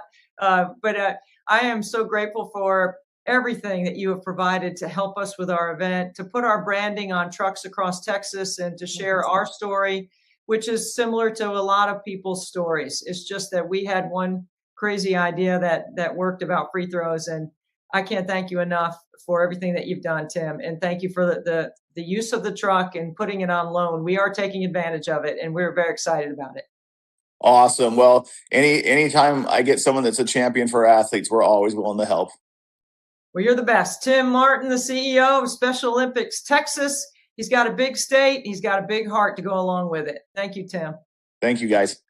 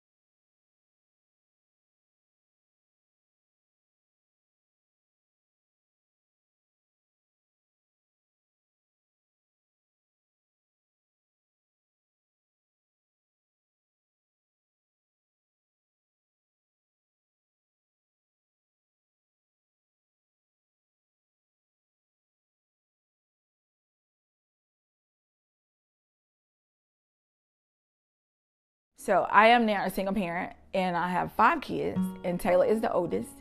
And I birthed 2, and the other 3 I've adopted. And I just sit here and I just think of, God, how have I done all of these things?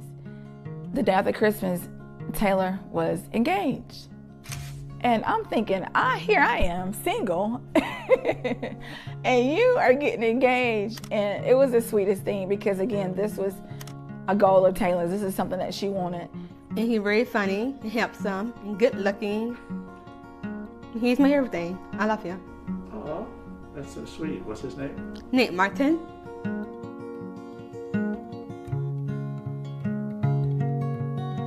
I knew too that she was gonna go to college. I knew that she was gonna be able to drive. I knew all these things. Just because she had a disability, I was not gonna let that stop anything because that was just a part of her, not who she was.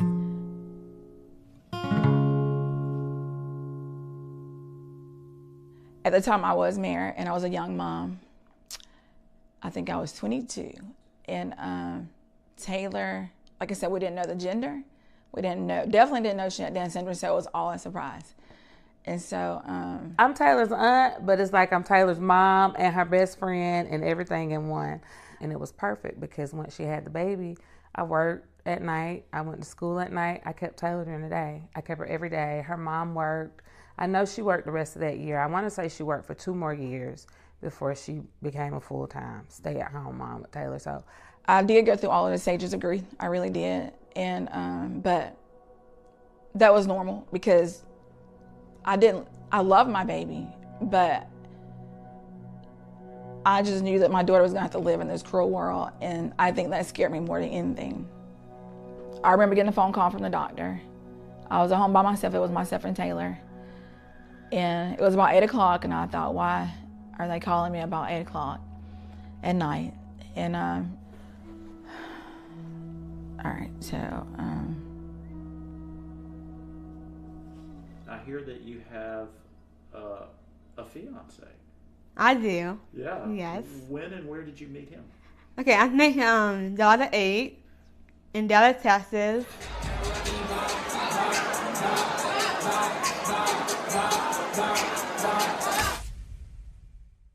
I didn't really know that I was gonna adopt. I was like, by this time I was becoming divorced, I was gonna be single, and I was like, how am I gonna do this?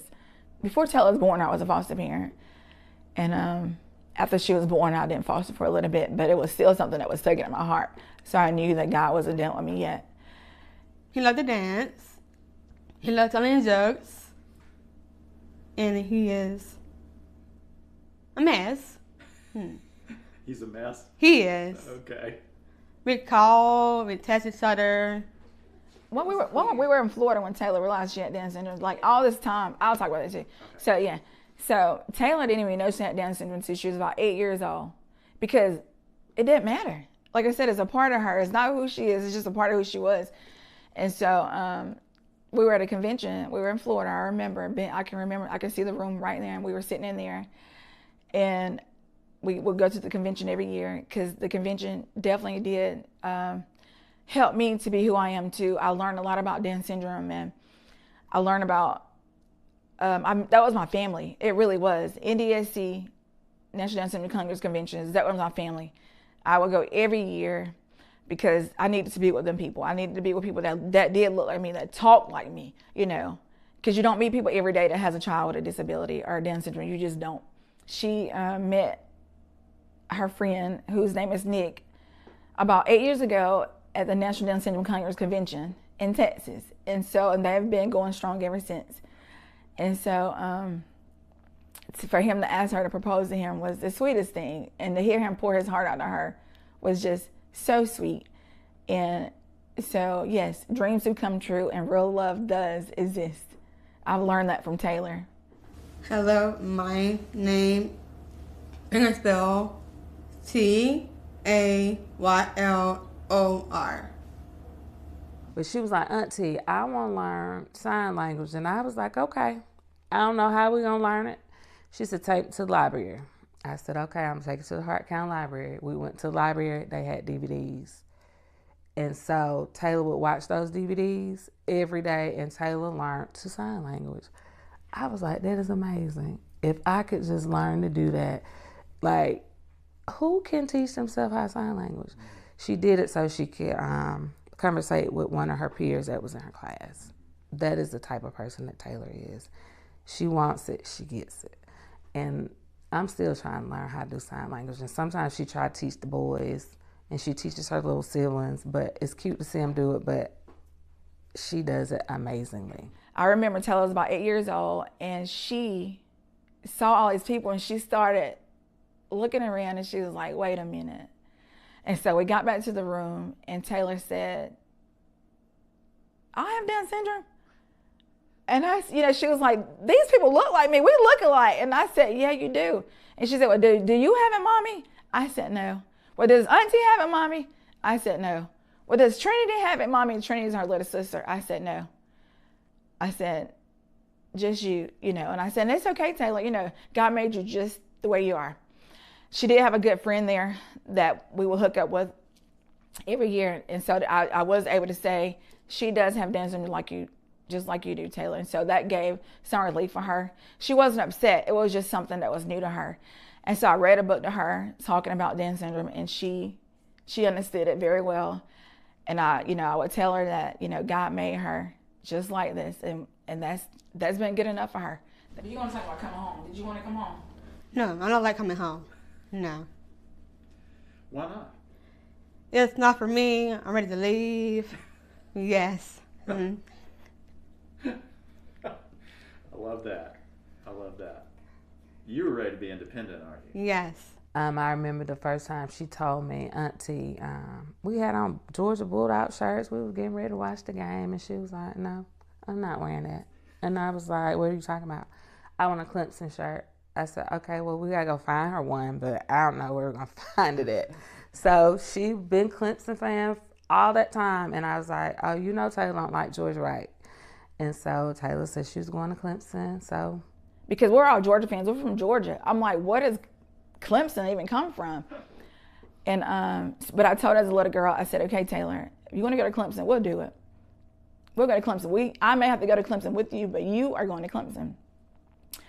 And so junior year, maybe sophomore year, we had started applying for colleges, and I was like, we got to pick 3. And her 3 were Clemson, Clemson, Clemson. So you always dreamed about being at Clemson? Yes. How was that growing up in a household that loved Georgia Bulldogs? No, I'm not. No. What did they think when you said, hey, I want to go to Clemson? I'm not part of that team. It's not my team. It is not my type. Yeah. No. But those Clemson Tigers now. Yes. Again, this was another surprise. When Taylor wanted to go to Clemson a long time ago, there was no such thing as a Clemson Life program. And because of the Clemson Life program, I didn't have to go with her. She can go all by herself. She can go all by herself. She can live on campus with her peers and other people that had disabilities. And sure enough, she got in. She got in, and her whole world just changed again. Did Taylor inspire you to come to Clemson Life? She did. She definitely inspired me to come into Clemson Life, and I really appreciate it. And then what did you learn from Taylor? I learned how to become more independent and making sure that my room is clean, making sure I'm responsible, and she's a really great role model. Thank you. Oh, look at you, Yes. a role model. Thank You just said she was a role model for you, but is there anything you'd like to say to her directly? Yeah, Taylor, you've been the best friend ever. And I just want to say thank you so much. Thank you. For allowing me to come here to Clemson Life and to support me in this program. Thank you. When Taylor was born, it gave me purpose. It gave me a reason to be here. It gave me something to do every day. And it's just been amazing to watch her be in a movie, help make a Barbie doll. And I was like, I made a black doll, like Down syndrome. She's beautiful, she is dynamite. Who would have ever thought that Taylor Freeman from Hartwell, Georgia would be helping Mattel and National Down Syndrome Society design the first black Barbie with Down syndrome. So it's just been surprise after surprise. Bus supposed to be here at 8:15, right? Yes, but it's late today. How is your sister? She's mad at you. When she was in the movie with Marshawn Lynch, she was like, okay, you know, she didn't want no recognition for that. And they was like, this is Marshawn. And I was like, what? Who is Marshawn? You know? But I'm not a big football fan. I don't know, you know, I didn't know a lot of these people. And so, and sure enough, we found out that he was a famous football player. And so, and when I got back to the room and I called my family, they was like, they all knew all this stuff about him. You know, they was like, you've been talking to Marshawn all this time, you know? And they were awesome together. They were like big sister and big brother, because they had, most of the scene was about them two. They were the highlight of the movie, and so it was sweet to see them together. Our dad loves my sister's ex-boyfriend. Lowe's was a cool guy. Everyone wanted to be like him or be friends with him. That's why people are always driving to say hey to him. And then my grandmother, she's passed away now, but she loved Taylor, and she, her baby girl had a disability. They wouldn't call it Down syndrome today, but it's like Down syndrome. And so her just seeing Taylor just grow and just flourish, because my grandmother did great with my aunt. She did the best that she could do, because, you know, the world, it wasn't like it was so many years ago. You know, they stayed at home. You know, she didn't go to school. They didn't do these things. My grandmother, you know, she did amazing with my Aunt Roz, and I love my Aunt Roz. She makes life better. She does. She makes life better. As I was talking about the kids I adopted, some of the problems that we do experience are because my kids don't look like me.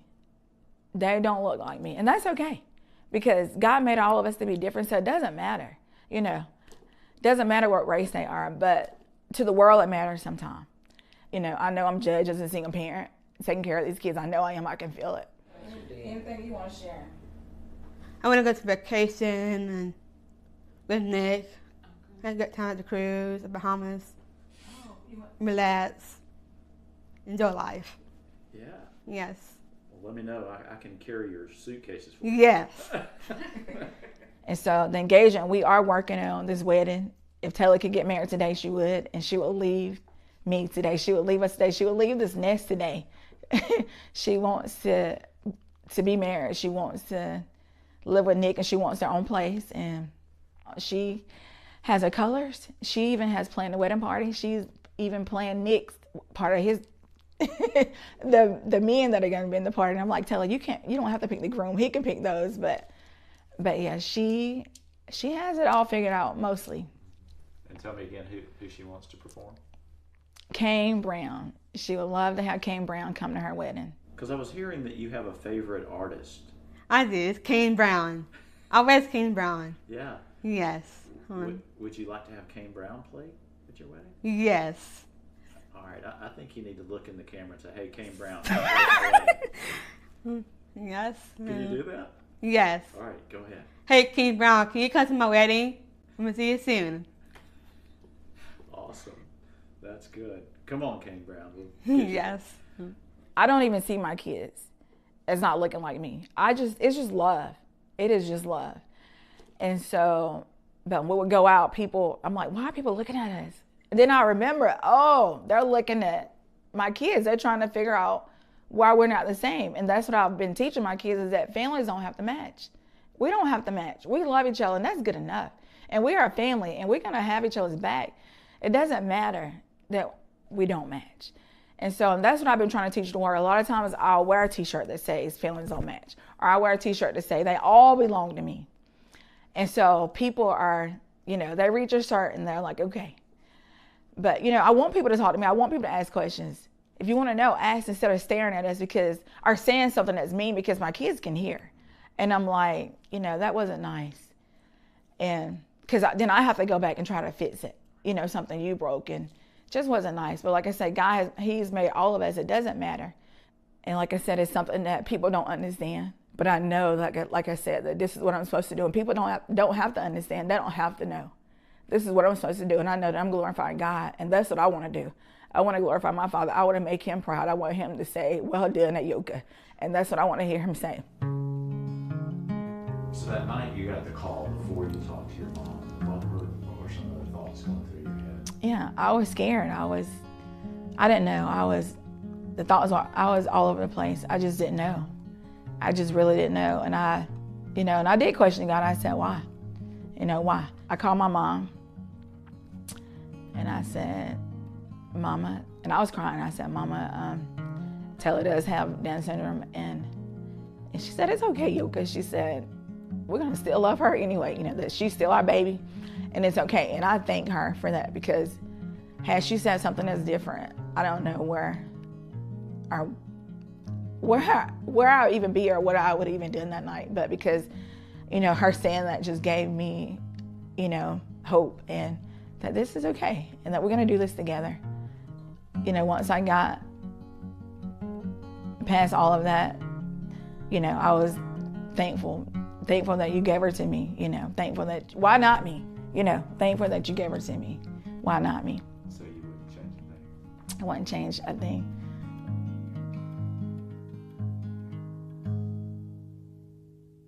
Thank you for watching this story. Before you go, just wanted to say, we're currently short of our fundraising goal, so please consider a donation to keep this channel alive. And thank you to everyone who's donated. This is all possible because of you. Here's some comments that prove you are making an impact with your donation.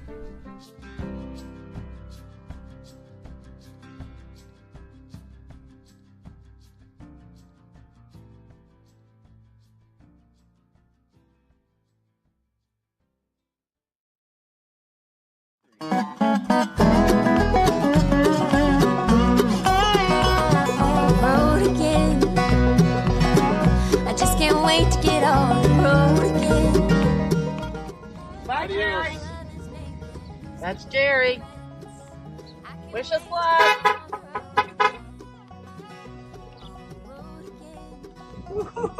Here we go, the start of our journey. Lord knows where it's going to take us. Beep again.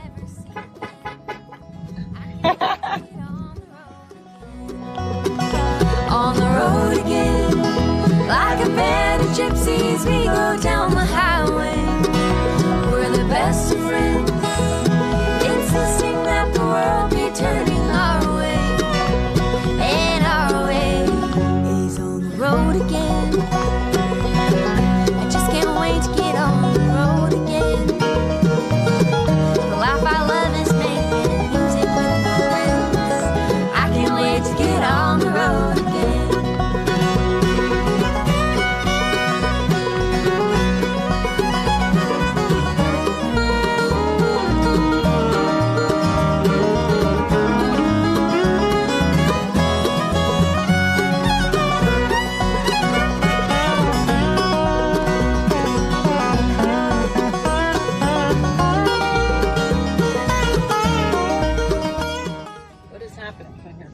What is happening? Your page work Monday through Friday. If there's anything you can do on Saturday, Denise is a bad navigator. probably gonna make your life a lot better. Planes, trains, and automobiles. Fatigue, because you're young and you've got. And our way.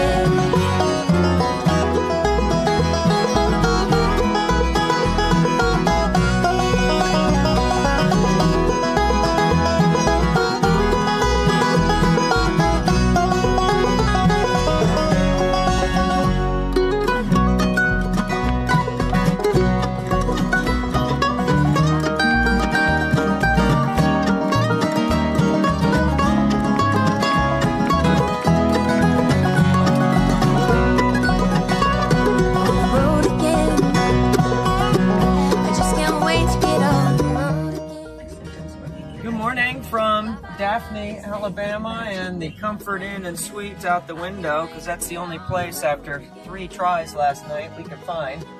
We stopped at 4 a.m., parked the car or the truck next to a giant semi because that's where the front desk told us to go, and we're surviving. Got about 3 hours of sleep, and what do we got? 8 hours? Was it that much? Got 8 hours? Just under 9. But who's Okay. counting? All right, well, I'm driving, so gotta pay attention. Woo! I can't wait to get on the road.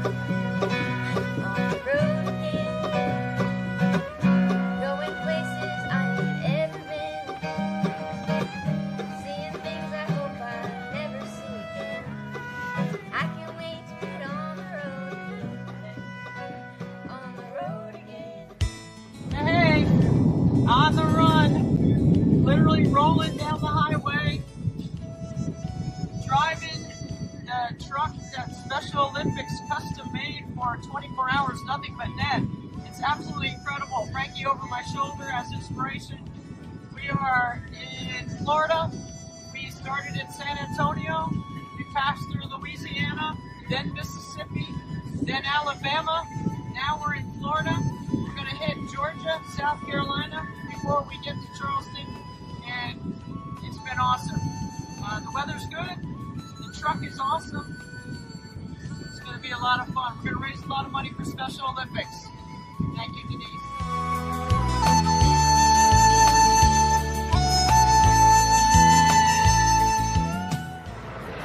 Okay, y'all.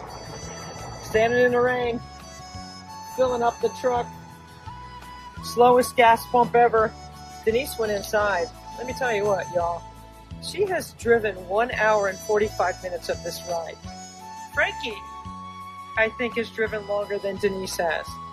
And yesterday, when she did drive from 1 a.m. to 2:45 a.m., as soon as she got back in her seat, she opened up her wine and started drinking wine. She said if we're going to pull over at a hotel, she didn't want to waste her time that she could be sleeping, drinking wine in the hotel, so she figured she'd drink her wine right here. She's a good roadie, though. Denise, just because you've only driven an hour and 45 minutes doesn't mean you haven't had a valuable role. That's exactly right. What has your role been? Moral support. Moral support or athletic support? That's it? Yeah. I mean, you have bossed me around a little bit. And this is coffee, by the way. Just checking. Coffee. Actually, y'all, the truth is, the hour 45 should have never happened. It should have been an hour and 30 minutes because I looked over there to say, we need gas. Oh, shoot, she's sleeping.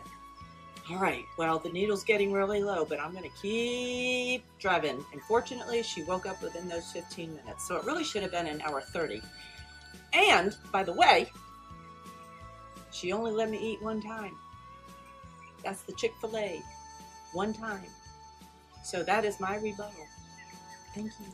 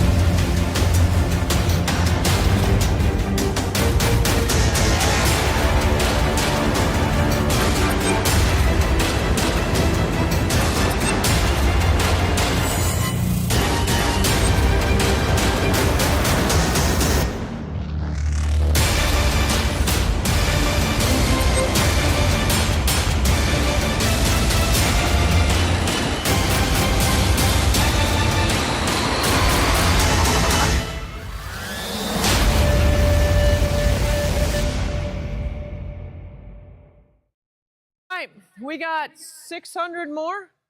Is that what we're six more hours of shooting? Okay. Thank y'all.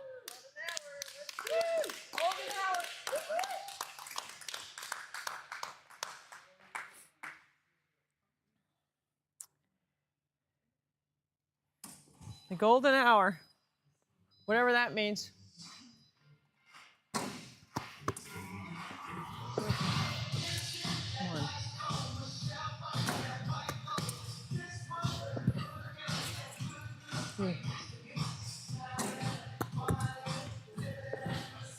Three.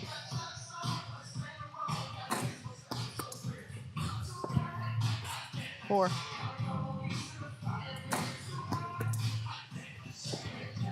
Five.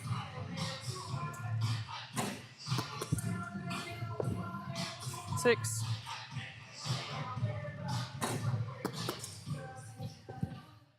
7.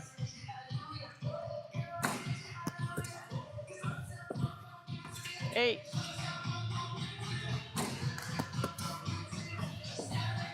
9.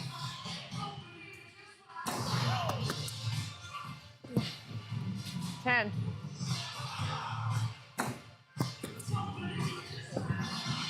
11.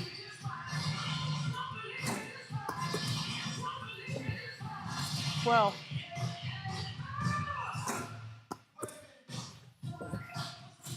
13.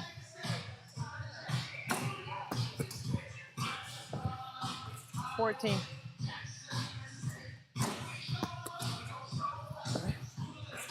15.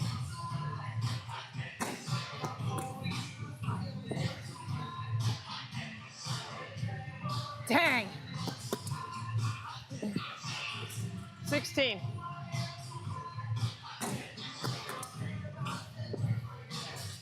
17.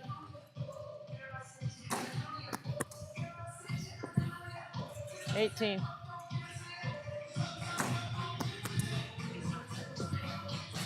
19.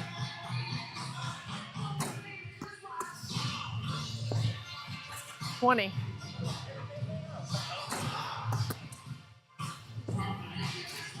21.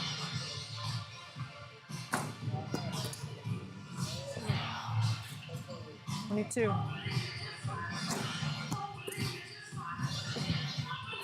23.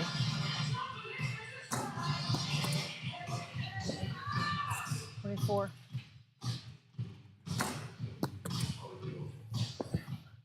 25.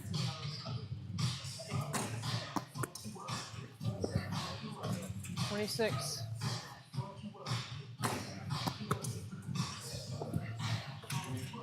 27. 28.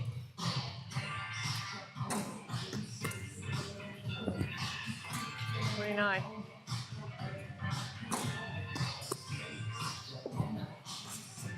30.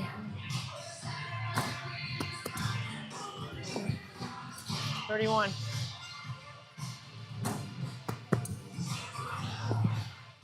32.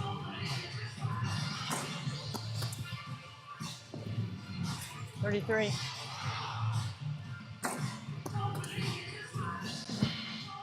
34.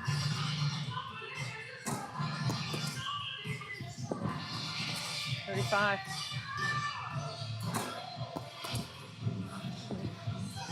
36. 7.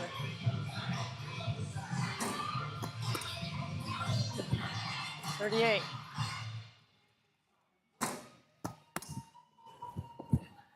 39.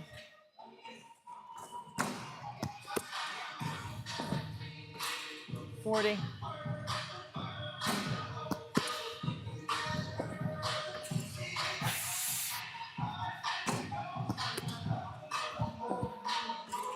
42.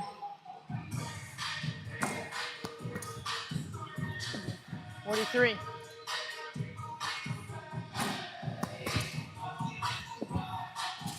44.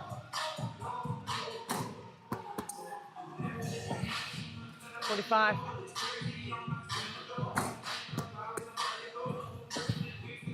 46.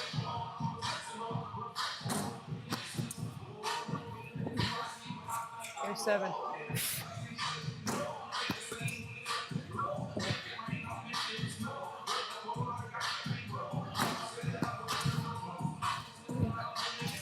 48.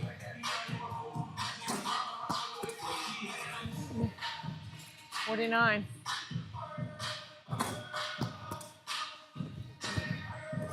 50.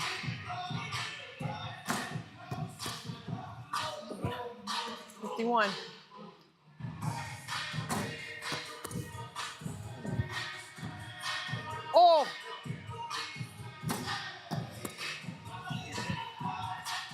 52.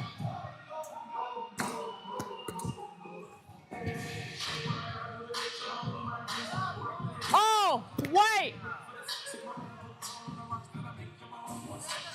That's impossible to do.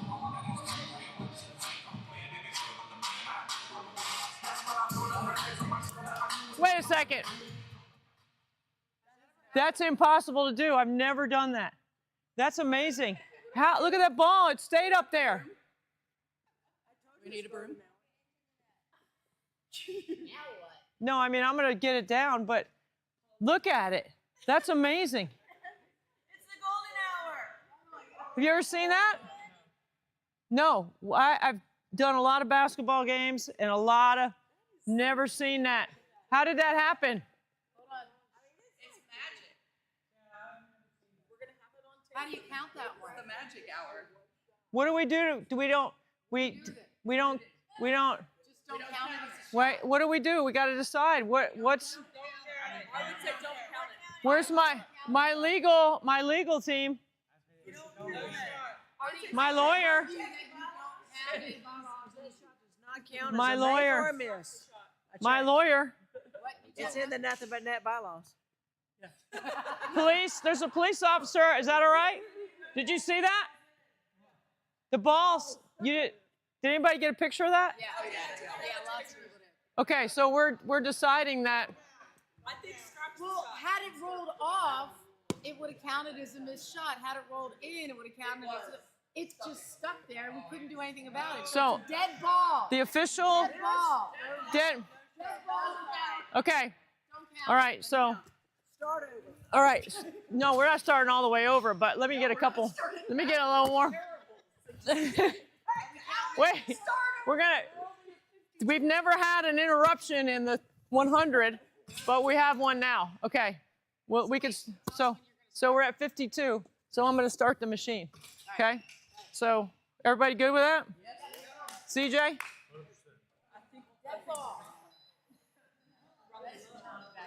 Golden hour. Ah, there you go. Basketball gods don't lie. 53.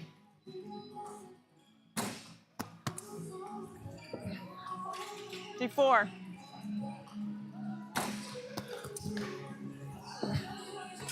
55.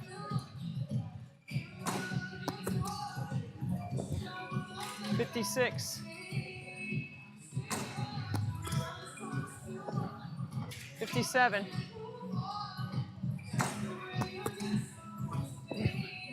58.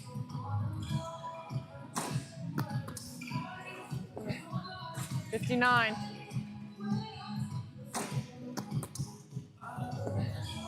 60.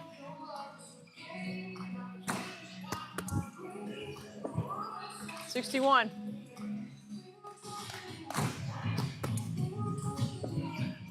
62.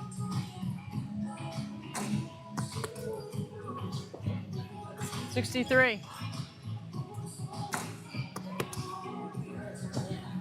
64.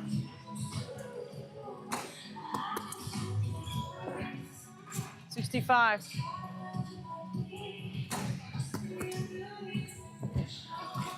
66.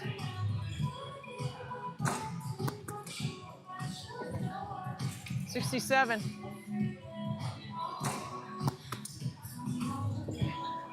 68.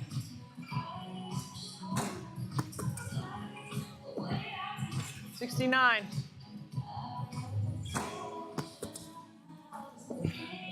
70.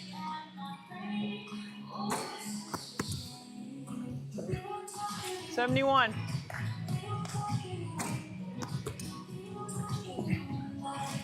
72.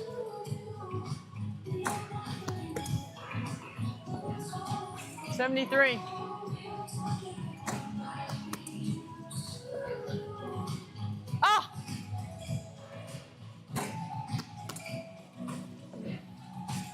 74.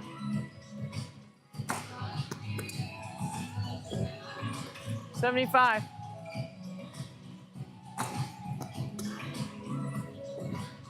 76.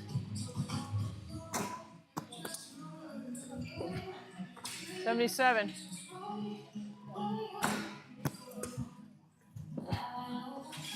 78.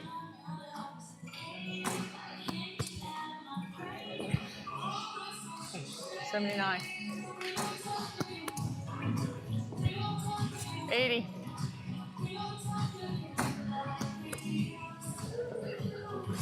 81.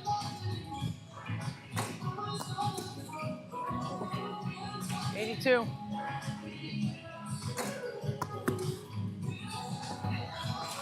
83.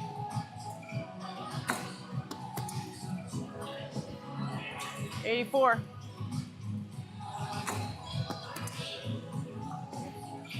85.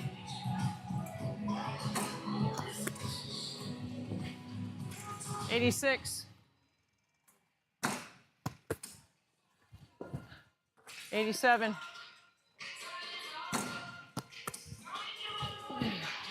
88.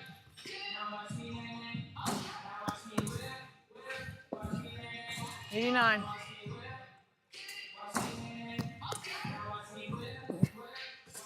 90.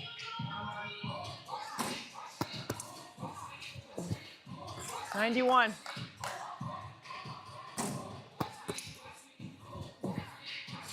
92.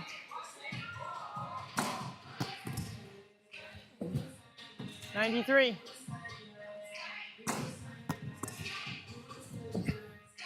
94.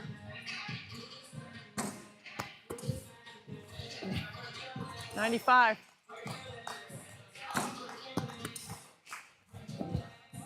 96.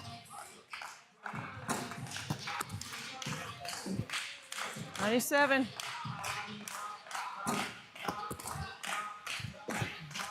98.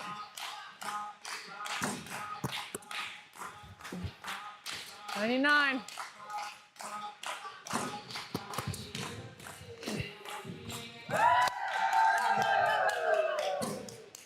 'Okay. What we get? 5. Yeah. 5 and 1 bonus ball. I mean, that was crazy. That never happens, and I never see that in basketball. Okay. All right. So, yes. If you haven't donated, please help us out. And the athletes are training, and they need some help. Jefferson Mason is my friend. He's our partner with Dr. Dish. And if you donate any amount, it doesn't matter, you're eligible to win one of these, the home edition. I mean, I've used it for training. It's incredible. You have an app on your phone, build a skill, build a drill. It's fun. If I had that when I was a kid, who knows? Who knows, Kelly? I mean, yeah, we might have. We lost in the state championship game. My teammates are here, and we never, you don't remember all the wins, you remember the losses. That's what I remember anyway. Yeah, that was a bad one. Anyway, after Jefferson Mason with Dr. Dish, we got my man Tank. My buddy Tank in Houston, we became fast friends. I hear from Tank once a week. He texts me about all the things he's doing. He's become a great friend, and I actually got to see him when I was in Austin in the early part of February when I spoke at the annual convention for Texas Special Olympics. I surprised Tank. He didn't know that I was going to be there, and it was a love fest for sure. Anyway, here's Jefferson and then Tank. This man needs no introduction. If you've been following along 24 Hours Nothing But Net the last 7 years, this is Jefferson Mason, a big partner, our first partner on 24 Hours Nothing But Net with Dr. Dish. Jefferson, great to see you. Yeah, no, I'm super happy to be here, super excited to be a part of it, and really excited to chat with you here today. So we're over the 1 million mark, Jefferson. We're working on our 2nd million, and you should know from my perspective, mentally, physically, emotionally, we would never be where we are if I didn't have access to train on a Dr. Dish. It has changed my world. How many athletes do you think you've changed their life? I can tell you this, I've become a better shooter post-playing career by getting on the machine myself in our facility, but in all seriousness, I've had the unique opportunity to have so many players, in particular the youth level, come in and evolve and grow and see it firsthand. But just the success stories and the people that will reach out and the things that we're able to do from that front really shows our company, and for anybody else that's been following, that we have a product that truly helps people become the best version of themselves. So it's an awesome thing. It's an awesome thing no matter how old you are. Here I am with a 6 in front of my number and I'm still shooting. I love to tell the story of how when I turned 50, I asked my husband for a Dr. Dish, and most women want diamonds, pearls, trip around the world or whatever. I just needed this machine because I was going to use it to train athletes and use it in the gyms, in the clinics, and the things that I do. But it has turned into this incredible resource for me. And I know we've sold a bunch together, but you also allow us to give one away that benefits someone who donates. Why do you and Doug Wilson, who owns the company, why do you guys keep doing this with us, even though, we've crossed $1 million? Yeah, well, I'll say this, and you just had a chance to chat with Doug. He's just one of the most amazing human beings I've ever met. I met Doug Campbell here 10 years now, and he told me he had a vision for our company and what he wanted to do for coaches, players, trainers, and parents. And I truly believed in that. And he's put his money where his mouth is in developing the equipment that we have. But more than anything, he's a person that just truly cares. So when this opportunity popped up for us to be able to help raise money and provide a product to people in the space, it was a no-brainer. And every single year for us, it's just been something that's continued to build and grow, and something internally here that our company really, really looks forward to. Not only me, just everybody else that has been following along. So we're going to continue to rock and roll. We're going to continue to help out by donating a Dr. Dish home. And for the winners out there, hopefully it will help them in their journey in their career. We've had police officers, grandmothers, Special Olympic volunteers that have donated, that have won this machine, and they all put it to incredible use. And they always have a place that they can share it with. Even a grandmother can give it to her grandsons. I've had that happen a couple times. It's just we get good stories out of it that makes it really fun, that people enjoy the product as much as I do. Tell us a little bit more about some of the other innovations that you guys are making inside Dr. Dish, because I have been to your warehouse in Minnesota. I have seen your office. I've met a lot of your people that work on these products. Yeah, no, I'm glad that you asked that. So we recently, about a month ago now, launched our newest product, which is the Arc One shooting machine with Vision Tech. And so what we did is, once again, we went out to the coaches, the players and trainers, and said, what can we do or add to this machine that's going to help you become a better shooter? And we had tons of feedback of, hey, can I get some real-time feedback while I'm shooting, with my shot form or my arc?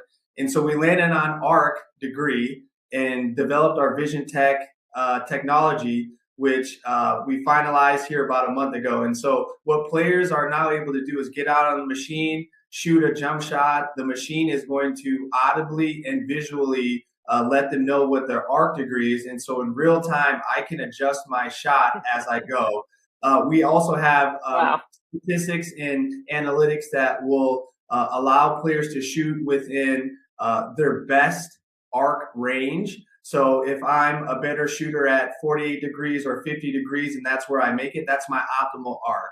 And so we're providing that information to help players not only hit degrees or achievable markers that they feel like will help them, but also just looking at the player in general themselves and saying, okay, well, this is your best shot. You should try to be consistent with it, and we're going to give you a grade on it. So once again, just helping that player become a better shooter, giving the coaches the tools to really give measurable items for those players when they get out there and train. Because once again, at the end of the day, we want players to continue to become better shooters and become the best players that they can be. Well, that's what we want. I care about the product in our game, and I care about offense. I always want to make players or see players or watch players make the defense wrong. That's what I say that a lot on the air because I think that's important. And this is a tool that you can use that maximizes your time, makes you more efficient. That technology is amazing. I can't imagine having that as a player today. I just feel like I would have made more shots. I mean, Yeah. I know I should have made more shots. Yeah, no, I hear you, and I'm living it now. I have four young kids, 10, 9, 8, and my youngest is 5. I have a couple of them that are now starting to play basketball, and they're getting a little bit older, a little bit more serious with it. And I already have a couple of them shooting on the Dr. Dish. And I can tell you this is I've seen in just a small amount of them getting shots up and getting feedback and building confidence, how much it's propelled them forward. And it gets me excited as a dad, as a former player myself, to see the excitement, to see the confidence grow, and then them just continuing to love what they do. And I work for Dr. Dish. I'm everything Dr. Dish, but I can truly say that I see it working in my own life and in my own kids' life. And that's what it's all about. So where do you think we can take this fundraiser next? I mean, what do you think are some of the things that in your social media and the things that you guys do that can help us get the word out and raise more money? That's a good question. I think you guys have done a fantastic job of pushing this out there. I think for us, all of our partners that may watch this or our partners that will reach out, we really want you guys to share the message, right? Get this out. This is for a good cause. This is an amazing event that happens every year. It's not easy. I always tell my kids, if everybody could do it, then they would. But you get out there on the street and you shoot some shots and put a lot of pressure on yourself, but for a good cause. And I think we just need to continue to push it on socials, continue to push it throughout our entire basketball network, because if we do that, more eyeballs lead to more people being aware of what's really happening and what's really important in the world. There's so many different things that are happening. Yes. And as we know, basketball brings everybody together. It always makes everybody feel better. And so my hope is that we can continue to help work with you to shed light and maybe 5-10 years down the line, we'll be talking $10 million that has been raised. That would be an awesome. That'd be an awesome goal. You got to keep making shots, though. I know I've got to stay in shape. It's getting harder and harder, but it's still worth it. Every single shot, every free throw burpee, every squat, all of it matters.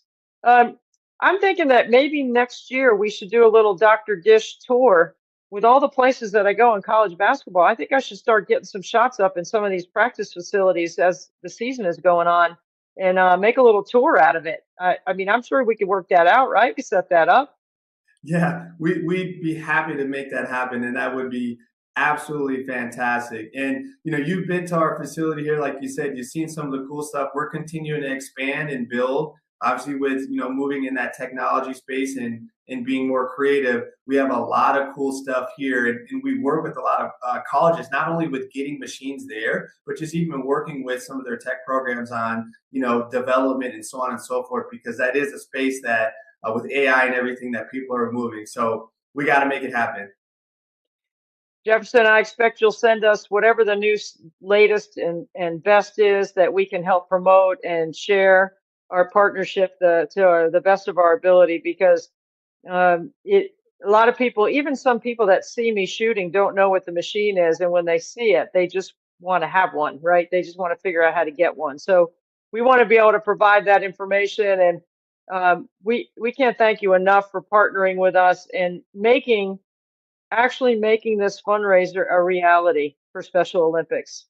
Yeah, no, I can't thank you enough. And again, just to be able to see the faces on all of my colleagues here in the office when we say, hey, we've been able to additionally raise X amount of money, or this family or this person was able to receive a machine that's going to be life-changing.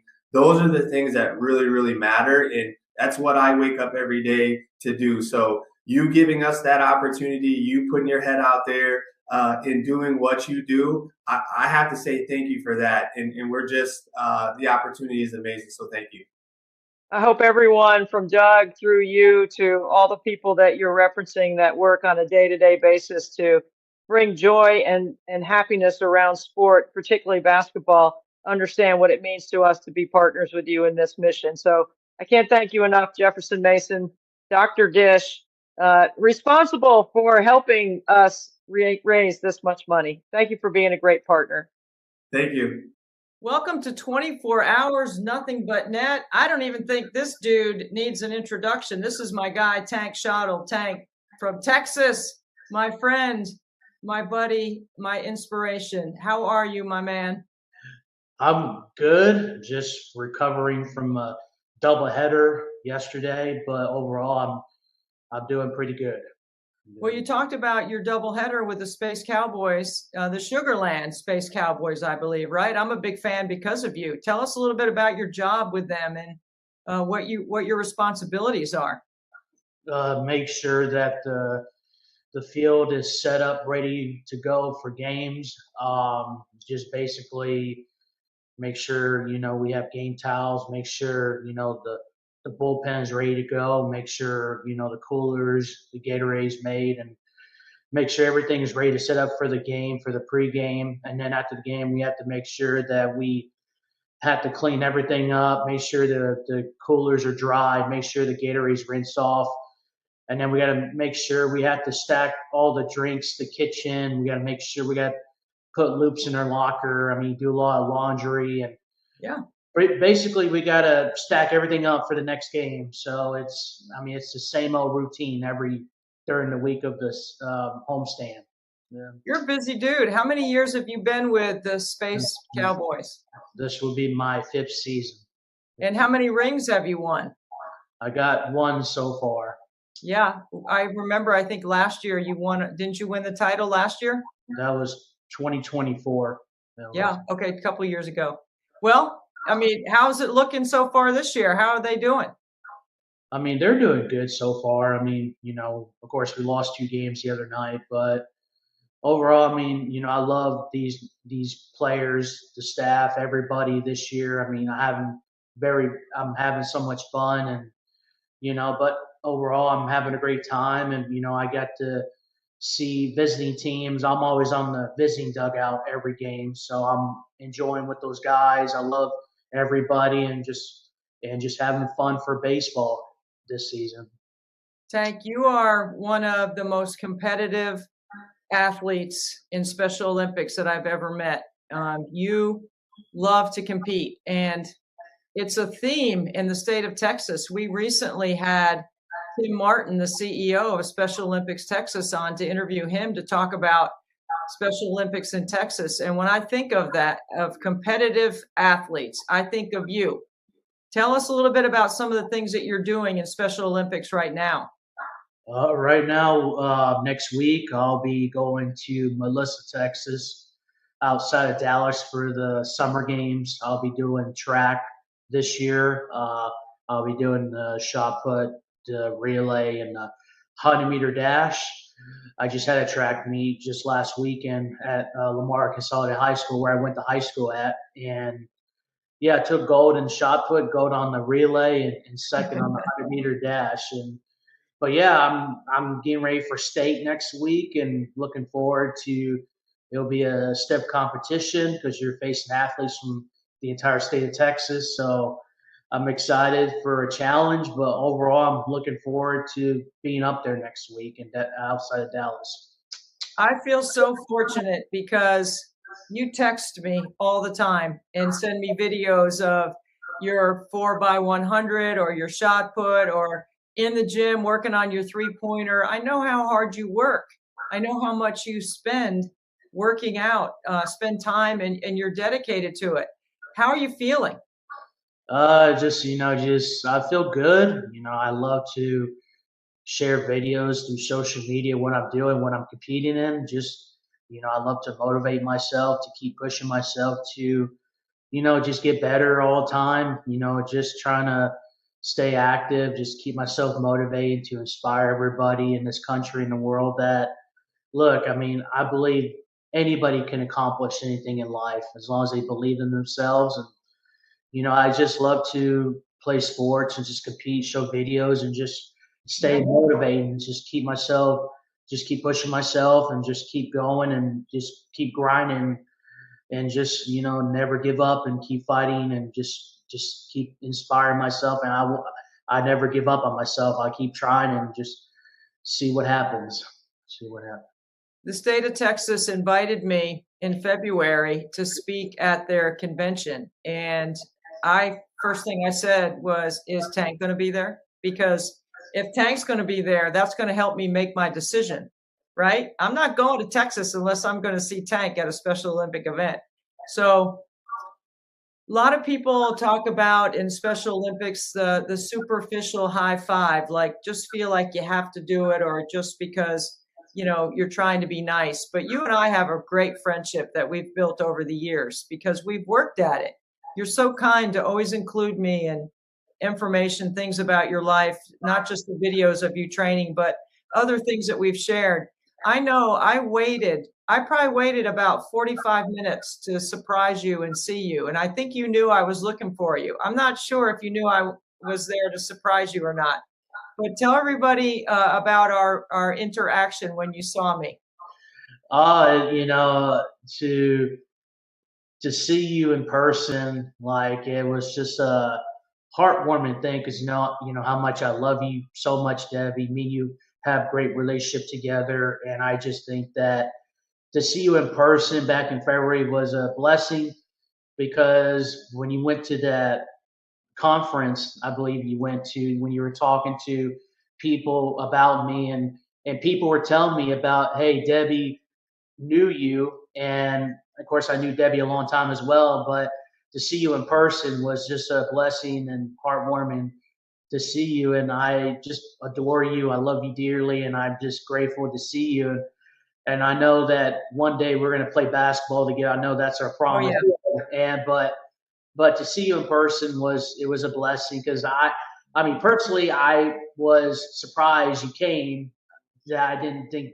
I was just very shocked that you came, and no one, until I found out. I think somebody told me. I can't remember who told me, but yeah, when I saw the pictures that you were there at the conference, it was just a blessing. I was surprised that you came, and because if I'm correct, I think you had to cover a college game, I believe, when you were down there, I believe. And I made a special trip because I knew that Tim had invited me to speak, and his staff, and I wanted to speak, and I wanted to see the truck, right? The truck is amazing. Tim let me borrow it. So I actually drove the truck from San Antonio to Charleston. And I wanted to spend more time. I had to just make a quick trip in and out because I did have a game, but I did get to see you, and we got to spend a little time together. Not enough time, Tank, but the next time I'm there for sure. We've already been out to lunch together. We've done some other things. We're going to keep doing those things. Yeah, it's but to see you in person was really extraordinary, Deb, because to see you to see you again, because it was just a blessing to catch up with you. I know you weren't able to stay very long during the opening ceremony thing, but to see you was very heartwarming. I was so happy to see you in person, and I know I wish you could have stayed a little longer, but I know you had to catch a game after that. But I know I wish you could have stayed and watched me play volleyball, and because I love volleyball, and of course you took gold that winter game as well. But yeah, I was just happy to see you. It was so blessing, and it was just grateful to see you in person. Hank, tell us all the different sports that you have played through Special Olympics. So I done 7 in the past. I done softball, basketball, volleyball, track, bocce, golf, and soccer. Right now I'm doing track for the summer games next week. And after that, I'll be doing the law enforcement unified basketball thing again this summer for Missouri City again. I don't know when that starts, but other than that, that's pretty much it. Tank, one of the things that I admire about you is you're very open and very public about your challenges with your diet, that you have worked really hard to try to lose weight. You have trained really hard. You have made some really good food, nutrition choices. Tell us a little bit about the challenge of that for you as a Special Olympic athlete. Well, you want to make sure that, you want to stay healthy as far as your diet. You want to take it one day at a time. It's not like you're going to lose the weight overnight. It takes time, it takes patience to do it. And, I'm making progress. I mean, I'm getting there, but, at the end of the day, you just got to take it one day at a time, keep exercising every day, stay active, go to the gym. And I mean, as long as you're moving your body, you're burning calories when you're just walking or doing something. I mean, if it's not the gym, you could do it at your house. You could do it anywhere, as long as you just keep moving your body a bit. And then I believe you can set your goal there. I just think that if you can accomplish anything, and I can't speak for everybody, but I just think that if you want to lose weight, if you want to get in the best shape, you just gotta take it one day at a time and just keep grinding and just don't give up on yourself, because if you keep grinding, if you keep working out every day, the results are going to be there. It's going to take time, and I believe anybody can do it.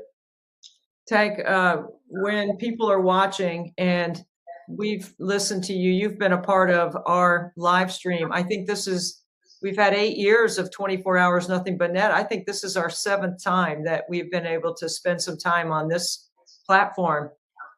Our efforts are to try to raise money and raise awareness. What do you want people to know about why it's important for athletes like yourself to have a place to play? Because I think that, being a special Olympics athlete, we want people to know that we encourage everybody in the world that, we need y'all's donation to help support us do Special Olympics organization, everything. And I just think that, everybody, everyone has a voice. I have a voice, I have a big platform. I love to share my story to the world, what Special Olympics meant for me. And I just think that, to use a platform on social media to help raise money and donation for our community and for Special Olympics in general, I just think that it's great to use our voice, and for you and myself and everybody to have platforms like this. And I think it's great to have the opportunity not only to share my story, but to make so many impact of people's lives around the world, not just for Texas, but around the world, for our country and the world as well. And that's why I love you, my friend. You and I we're joined at the hip because we both care about the same things. And that's how we became fast friends. And I've even been able to introduce you to some of my friends. And so I just love that we have this great relationship, and that we will continue to try to do the right thing and making the right choices to help people around our teams, right? We want people to be successful. I know that's where your heart is. Right. And I just want to send a message. I like to share a story real quick. So a few weeks ago, one of my friends was running for mayor for Richmond, Texas. She invited me to tell a story or do a speech about mental health. I want people to know, like, if you got anybody that's going through mental health crisis or issues right now, tell them that don't give up on themselves. Keep fighting, surround yourself with people you love, and just keep yourself happy and stay positive, because your life is going to get turned around. And I encourage everybody to just stay happy and stay positive, and just don't give up on yourself, because mental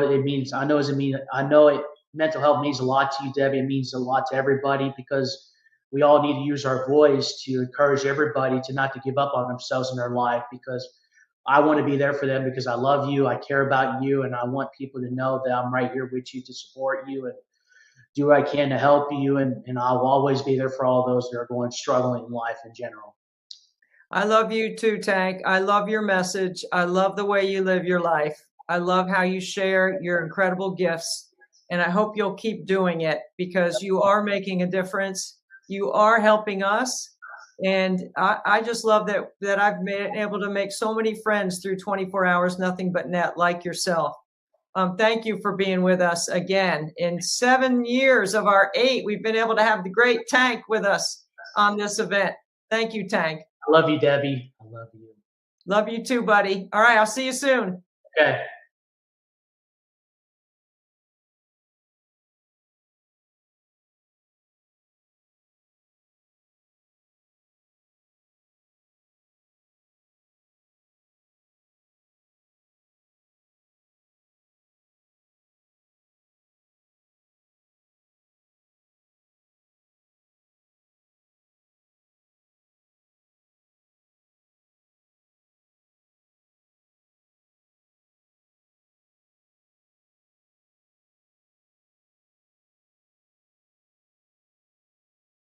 And so we did the testing, and they called us back. And I think it was like 7 days. They're like, yeah, he definitely has it. But we're still like, no, he doesn't. No, he doesn't. You know what I mean? Because you don't want to believe that. You know, your pregnancy, we traveled the world. We had a great life, and we still do. But like we were, you know, that couple. We were in a big city. We did our thing. And then we were just older parents, and we're like, everything's going to be fine. Everything works out for us. You know what I mean? And it does still, but you know, we were just in our own space. He was born November 2022 when we had him, and we looked at him. I was like, oh yeah, he has it. And Mike was like, yeah. And immediately I had fear. I was like, oh, you know, what am I gonna do with this baby? Because I just had a baby, so I was like, oh, I have another baby. Babies are fine. But I now have a special baby. So I was just like, oh, okay. So immediately it was like fear. And then as the months grew on, and your baby is your baby first before their diagnosis. They're just a person, but you have to learn that. No one can tell you that. I remember posting on social media, like, you know, my husband and I found out our baby has, you know, gonna have Down syndrome, and everyone was sending me videos of cute babies with Down syndrome. I'm like, don't send me that. That's not my baby. Don't send me no video of Down. I don't care. Down syndrome people are so happy. I don't care. Like, you don't want to hear it. But because you have to go through all the emotions. You mourn the loss of what you think your baby is gonna be, the future. You think, oh my gosh. From an ego point of view, okay, he's my son. So everybody wants their son to be, you know, this representation of them. And, you know, you want to play ball with him, you know, you want to do all these things with him. And that would have been great, you know. I'm not saying it wouldn't have been, but there is a certain kind of, like, detachment that you should have. Meaning, like, listen, this is the kid. This is how he showed up. This is who I'm going to raise and love. Do you understand what I mean? I'm sure it could be damaging to a lot of men are sad, or they could just reject it, like, no, I can't. You know what I mean? Like, oh, come on. And maybe I got to leave the wife. I got to go have another kid with another woman, so I want a healthy son. You know what I mean? There's a lot of responses that you can go through, you know. Or you can just say, well, listen, he's here, he's healthy, let's do it, you know. Because if you don't, you're always going to be wondering, like, what happened to him? You know, or could I have made a difference in his life? You know what I mean? Am I a coward for running from this? So you don't really want to, that's probably a bigger burden to carry than you would expect, you know. But they're like, okay, you're, you know, a geriatric pregnancy when you have a baby over 35. Yeah, it's pretty harsh. But like you said, you don't think it's going to happen to you, but they're like, we need to, because of your age, any mom over 35, they run extra tests on you to make sure your baby is going to be healthy, because there's higher risk because you're older. So they're like, we need to run some blood work, and then we'll get back to you in a week to let you know if anything came back on not normal. And they called me probably, I think it was the day before our gender reveal. And they were like, we found something in your blood that looks like your baby could have an extra chromosome. We need to do further testing. And we had our gender reveal. And so I feel like I couldn't be happy at our gender reveal. It was the very next day, because I got this in the back of my mind. And we didn't really announce it to the family then. So we have our gender reveal to find out if we're having a boy or a girl. But inside, I'm just like not as excited as I should be, because something could be wrong with my baby, you know what I mean? So I'm just like, oh my gosh, you know what I mean? And so I was holding in, Mike was holding it in, trying to put smiles on and act like it was all good. A week after that, we go and get further testing. And some women choose not to do it because your baby can miscarriage, because what they do is they take a needle and they stick it inside your pregnant belly, and they take some of your amniotic fluid out, and they can test it over, you know, to see if there's anything wrong with your baby. Like I said, when I first saw him, there was fear. And then as the months grew on, I was just like, he's just like a normal baby. He laughs, he smiles, he poops, you know what I mean? He doesn't want to get dressed. You know, I want this kid to grow up with love. I want him to grow up feeling like, yes, I'm different, but I'm fine. And so, you know, just sharing our story it's been kind of therapeutic, because we get feedback from people and they're just like, oh, Savoy's so cute. He just lights up my world. I'm like, really? You know, so it's great to share our story and let people see that your baby is your baby. They're not aliens. It's nothing to be afraid of. It's okay to be scared at first because it's a fear of the unknown. Like, we don't know what we're dealing with, you know what I mean? We don't know. And so, you know, like I said, my whole pregnancy, I was in denial until I saw him. And then I was like, okay.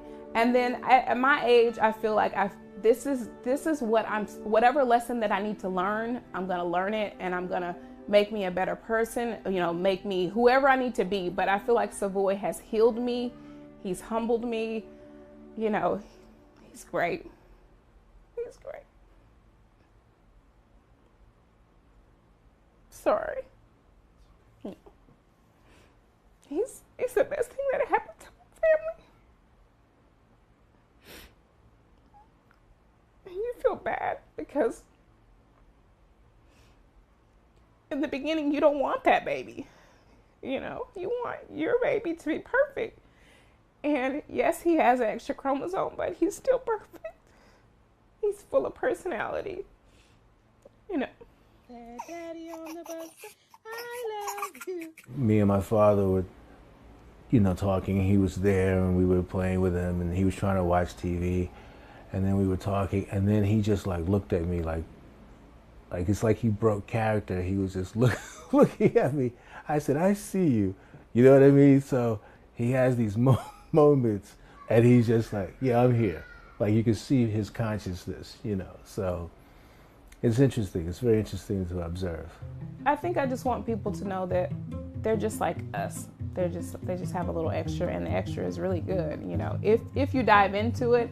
I am sad sometimes because I have people that inbox me that have children that have Down syndrome, and they're like, how are you so positive, and how are you, like, they're still in the mourning phase and their kid is like 3, and I'm just like, your kid can feel your energy. I had to shift my whole energy while I was pregnant, like, you know what, whatever happens, we're gonna work it out, this is gonna be great.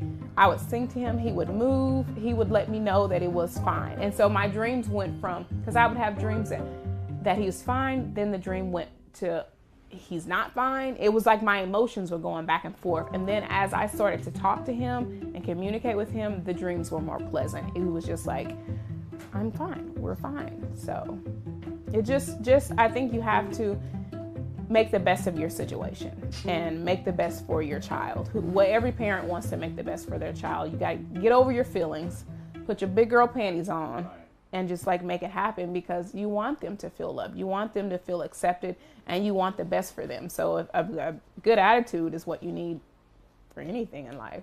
I get lots of messages on social media of women in other countries, in Kenya and Nigeria, and even, you know, all over where if your baby isn't considered perfect and they don't have all the right chromosomes and all in XYZ, then they want you to abort the baby. And so they don't have resources, they don't have therapies, they don't have early intervention programs, they don't have anything to set your baby up for success, because they're like, we told you not to have that baby.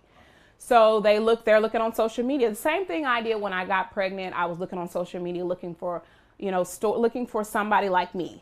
And I felt like everyone was telling their story, but I feel like everyone was like, oh, it's great, and the baby's lovely, and they're so cute. And I'm like, no, give me the everyday. Like, what are you doing every day?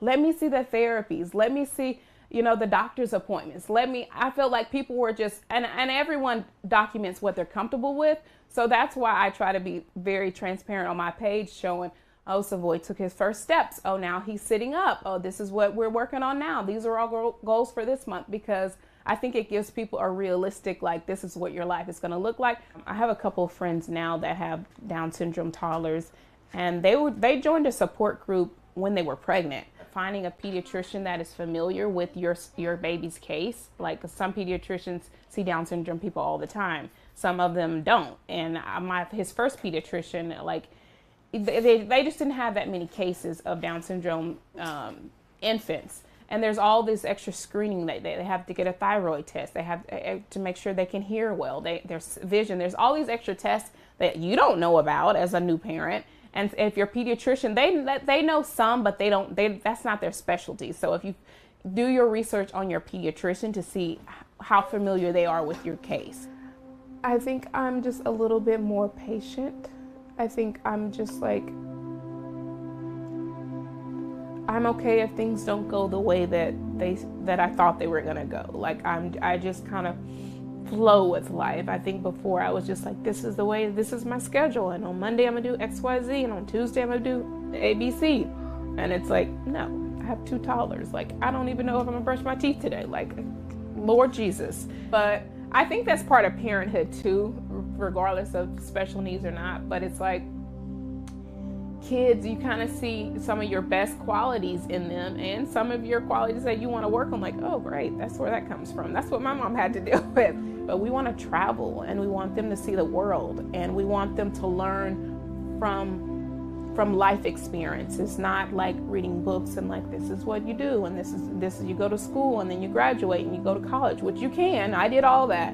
But I want my kids to have that sense of self younger, so that can carry them through life, so it'll maybe it'll be a little easier for them. Mila is a great big sister. I was worried about that because I was like, I have this typical kid and now I'm gonna have a special needs kid. Like, what is that gonna do for her life? You know what I mean? And I think it's enhanced her life so much. She's so helpful. She's like, when she goes and she does gymnastics or preschool, she's like helping the teacher all the time. And I think because she's used to helping me, she has more compassion. She's so sweet and nurturing. And so I just think it's just going to make her a great individual. Like, it's what you worry about, because you're like, am I going to give my child a burden? Do you know what I mean? That's what you fear. Like, you want her to be individual, him to be an individual. But the way Savoy's going, he's right on track he'll be fine. And when he hears her, his eyes light up and he smiles. He is so excited to see her. She's like this crazy energy, and he's not sure what to do with it, but he's just like, let me play with her too. Sometimes I feel like she gets a little jealous of him. Sometimes he gets a little jealous of her. Like, if she's crying and I'm like, Mila, it's okay. Savoy's looking like, what? You my mama. Like, why are you doing that? And so I can see that, but it's like, Savoy, it's Mila's turn. Like, she has to get some attention. She has to get some love. So it's just fun to see the dynamic. Both of them, we want them to feel loved and feel like, you know, mommy and daddy has our back. And I think that we're doing that. For any expecting parent that's worrying about the dynamics, it actually makes your kid kinder, softer. You know what I mean? She looks at all kids, all colors, all shapes and sizes as like people. Whether you have a special needs kid or not, introducing your kids to people that are different is a beautiful gift, because they're kinder and they understand everyone's not like me, and that's fine. Too many people grow up with only people that look like them in their neighborhood, only friends that look like them. And it's like, no, that's not what real life is like. You know what I mean? So I think if it's something you're worried about, it's actually a beautiful gift for them. But it's just nice to see their love. It's like, it's a gift.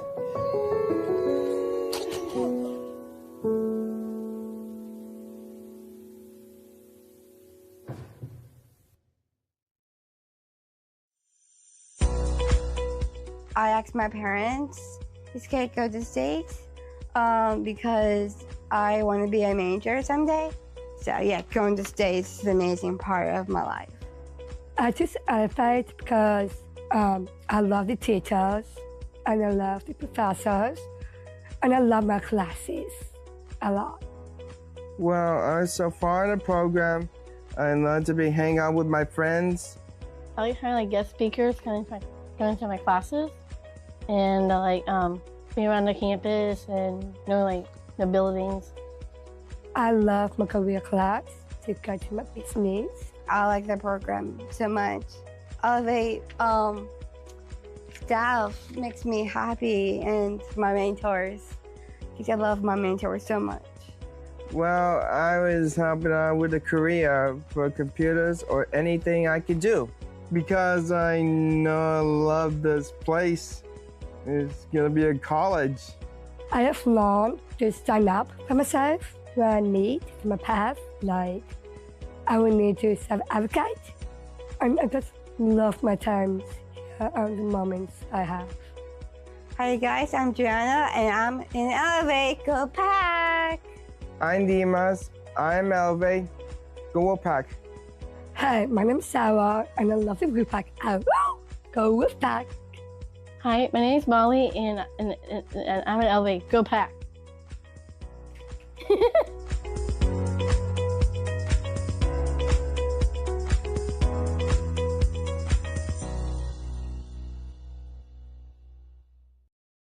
This is so exciting.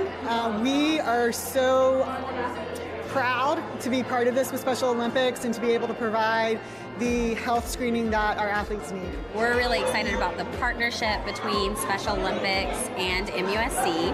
And for us, just since we're training in developmental pediatrics, then this is a population of kids who we really want to help as much as possible. And we're excited about the opportunities that they'll have here to learn more about their health. So today is about inclusion. Today is about getting them the health care that they need. And what we're doing, it's a screening. We're not doing treatment per se. Because the first thing we do is have to get them in the system. I think for a lot of our athletes and a lot of our students, it's hard to get to doctor's appointments.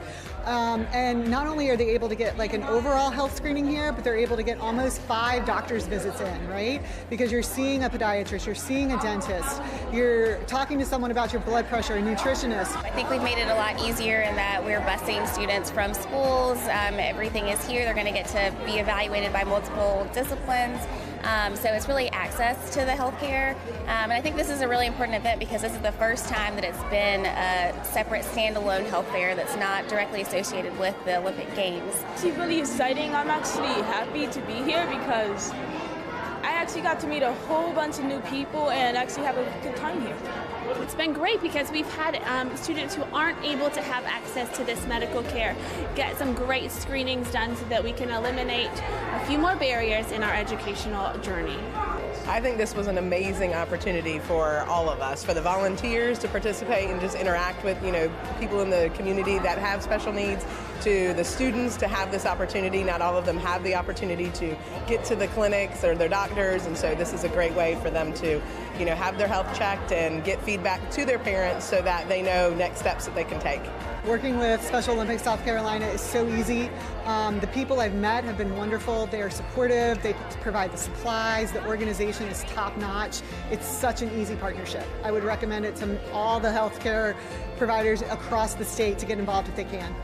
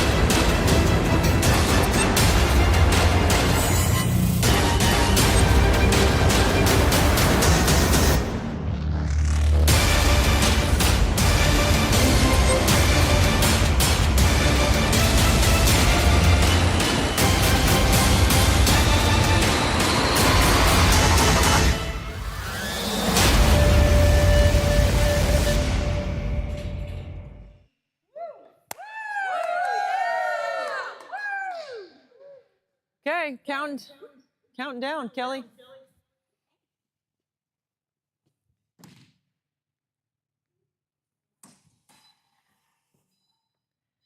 All right, let's go.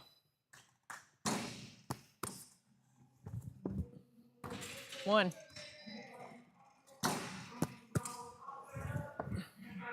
2,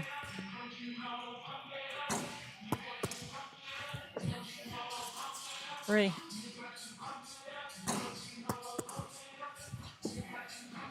4,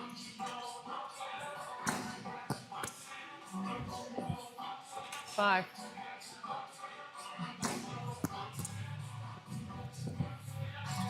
6, 7,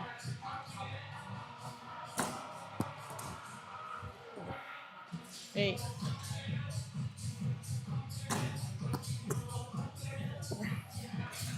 9,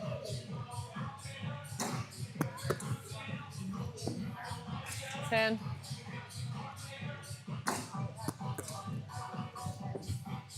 11,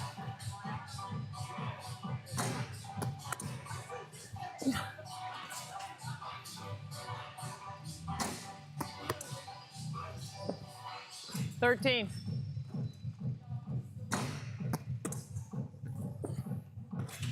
14.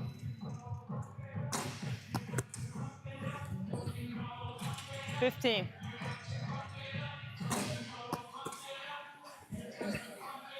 16.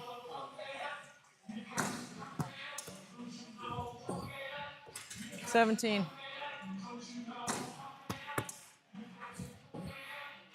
18.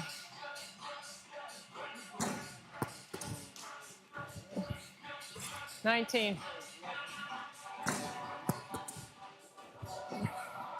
20.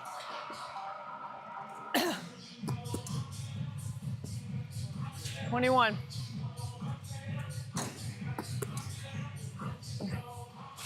22.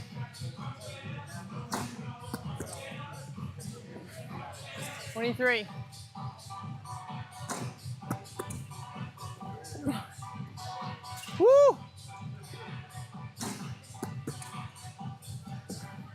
25.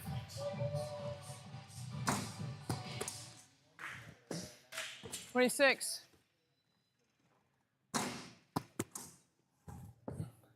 27.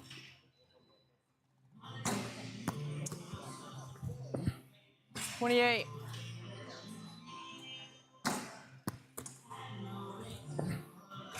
29.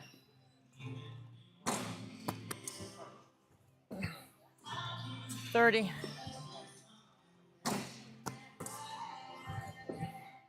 31.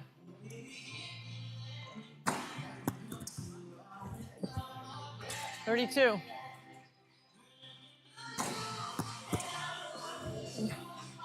33.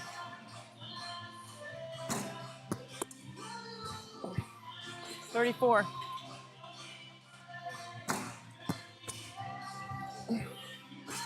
35.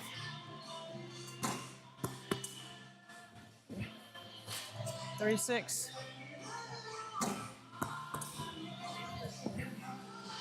37. 38.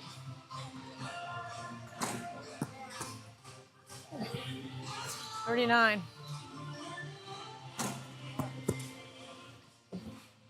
40.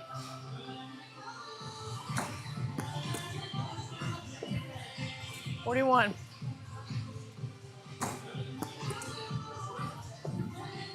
42.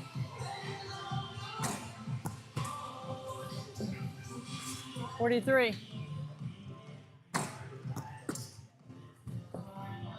44.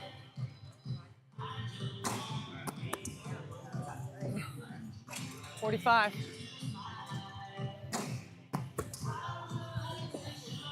46.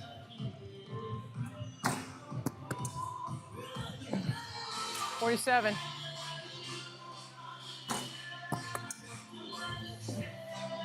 48.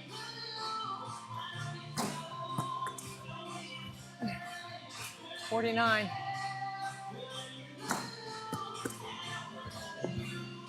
50.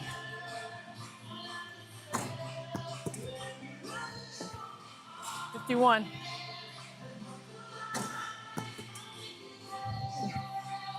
52.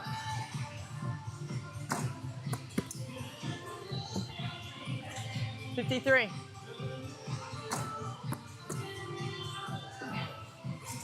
54.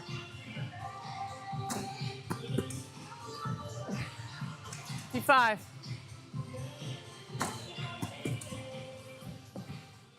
56.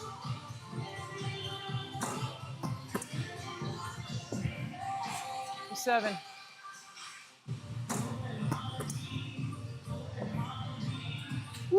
58. 59.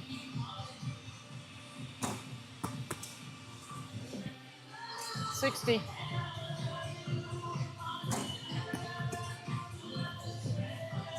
61.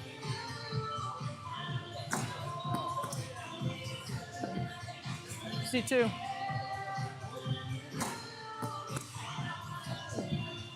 63.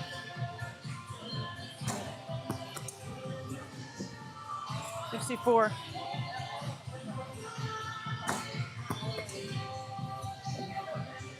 65.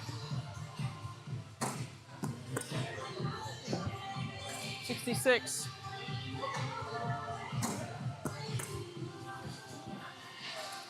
67.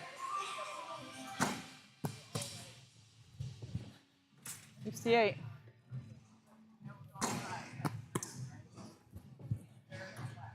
Ah. So disappointing. 69. 70.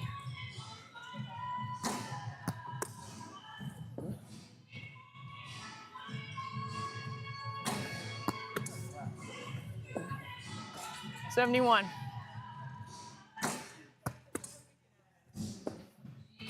72.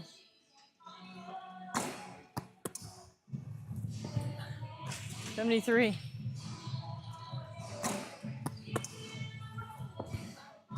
74.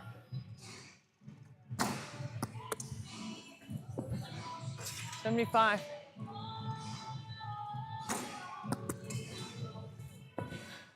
76.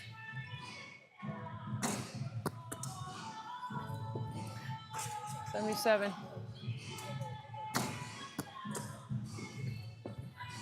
78.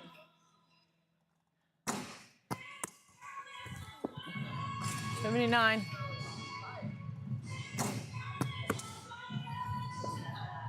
80.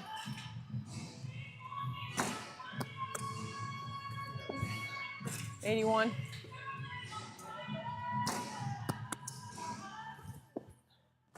82.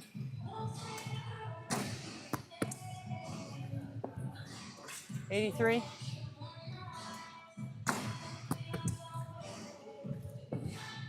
84. 85.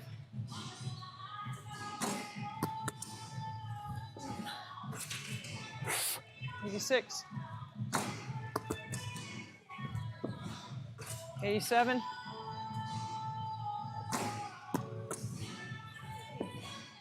88.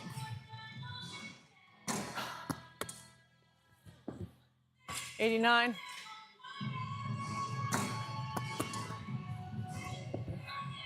90.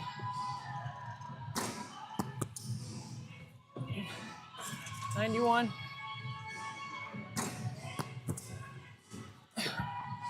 92.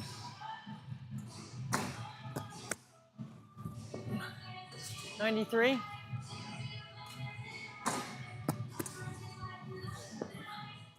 94.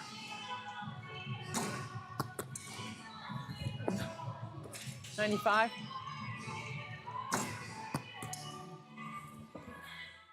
96.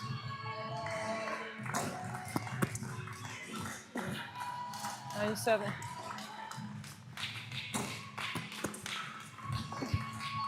98.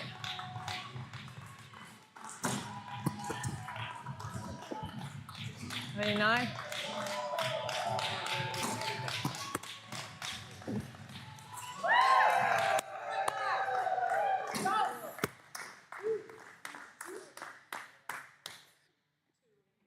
'It's going to be tough next year.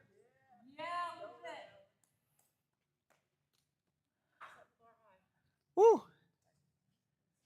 We're gonna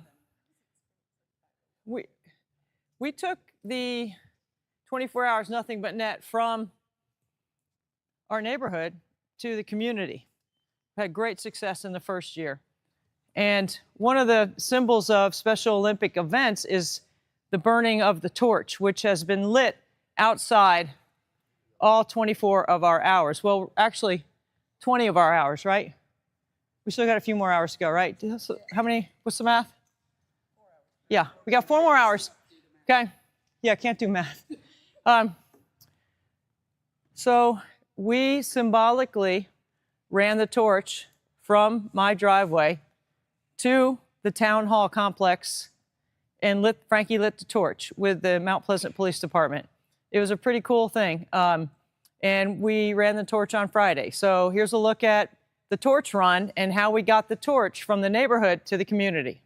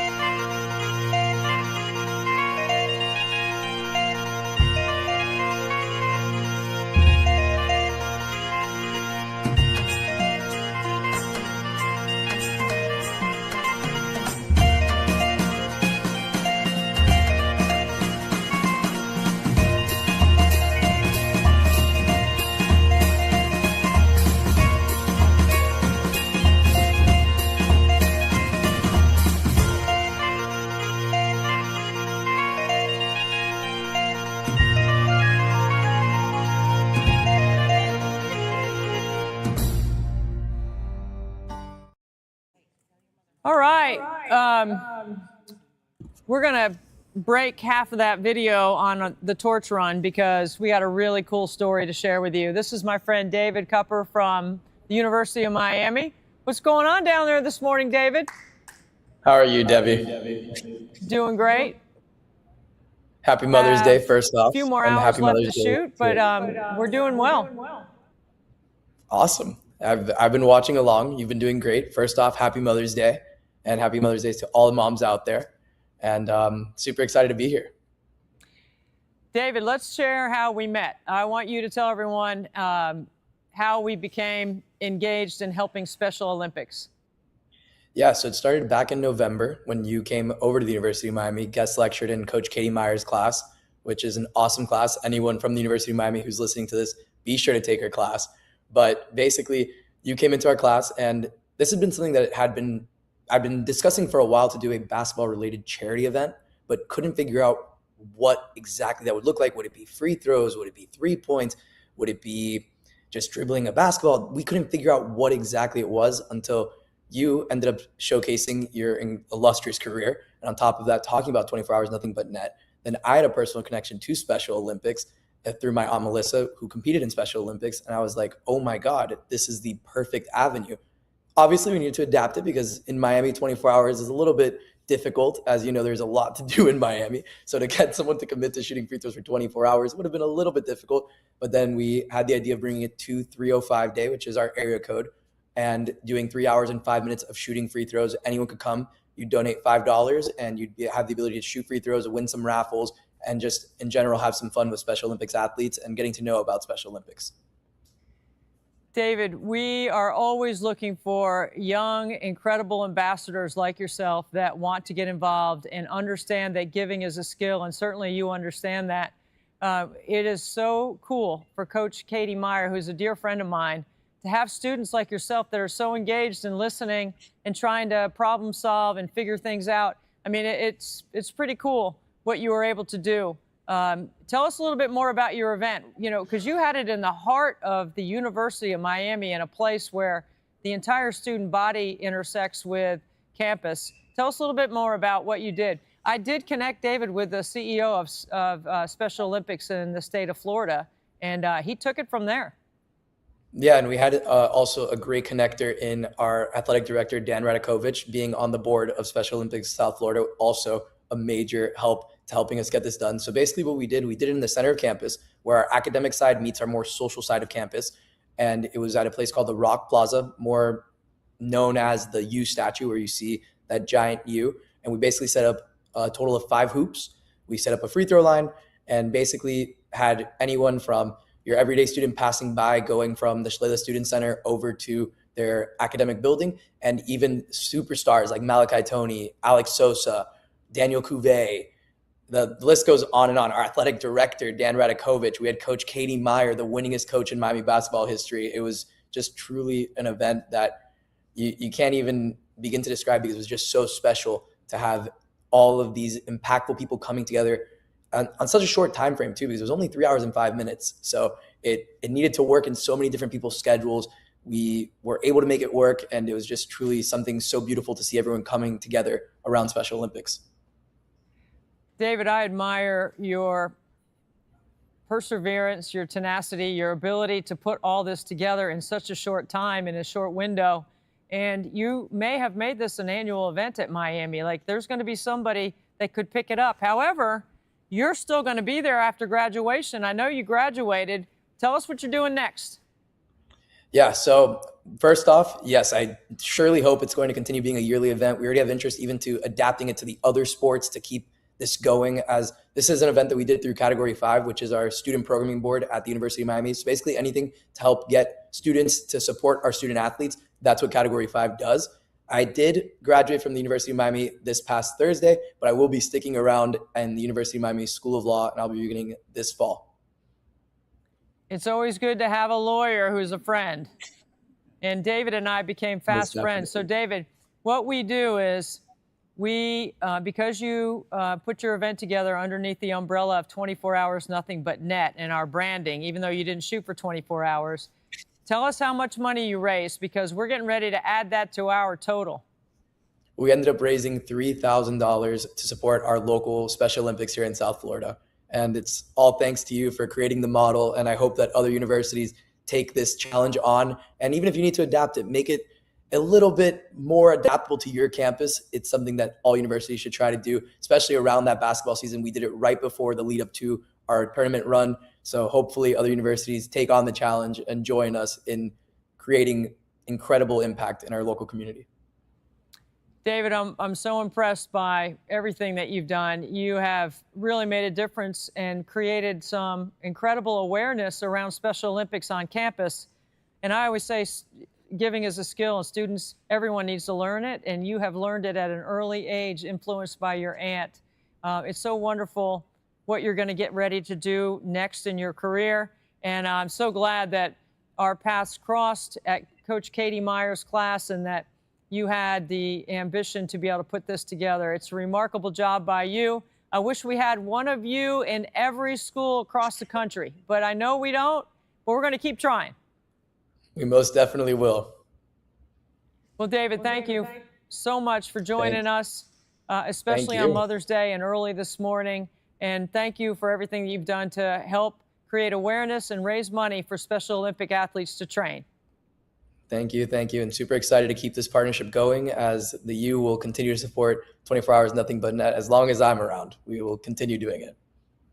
I 100% believe that, David. Thank you so much for being with us on an early Sunday morning as we're celebrating Special Olympics the last 24 hours. That's David Cupper from the University of Miami. He's going to be a big-time lawyer. I'm going to keep him as my friend for a long time.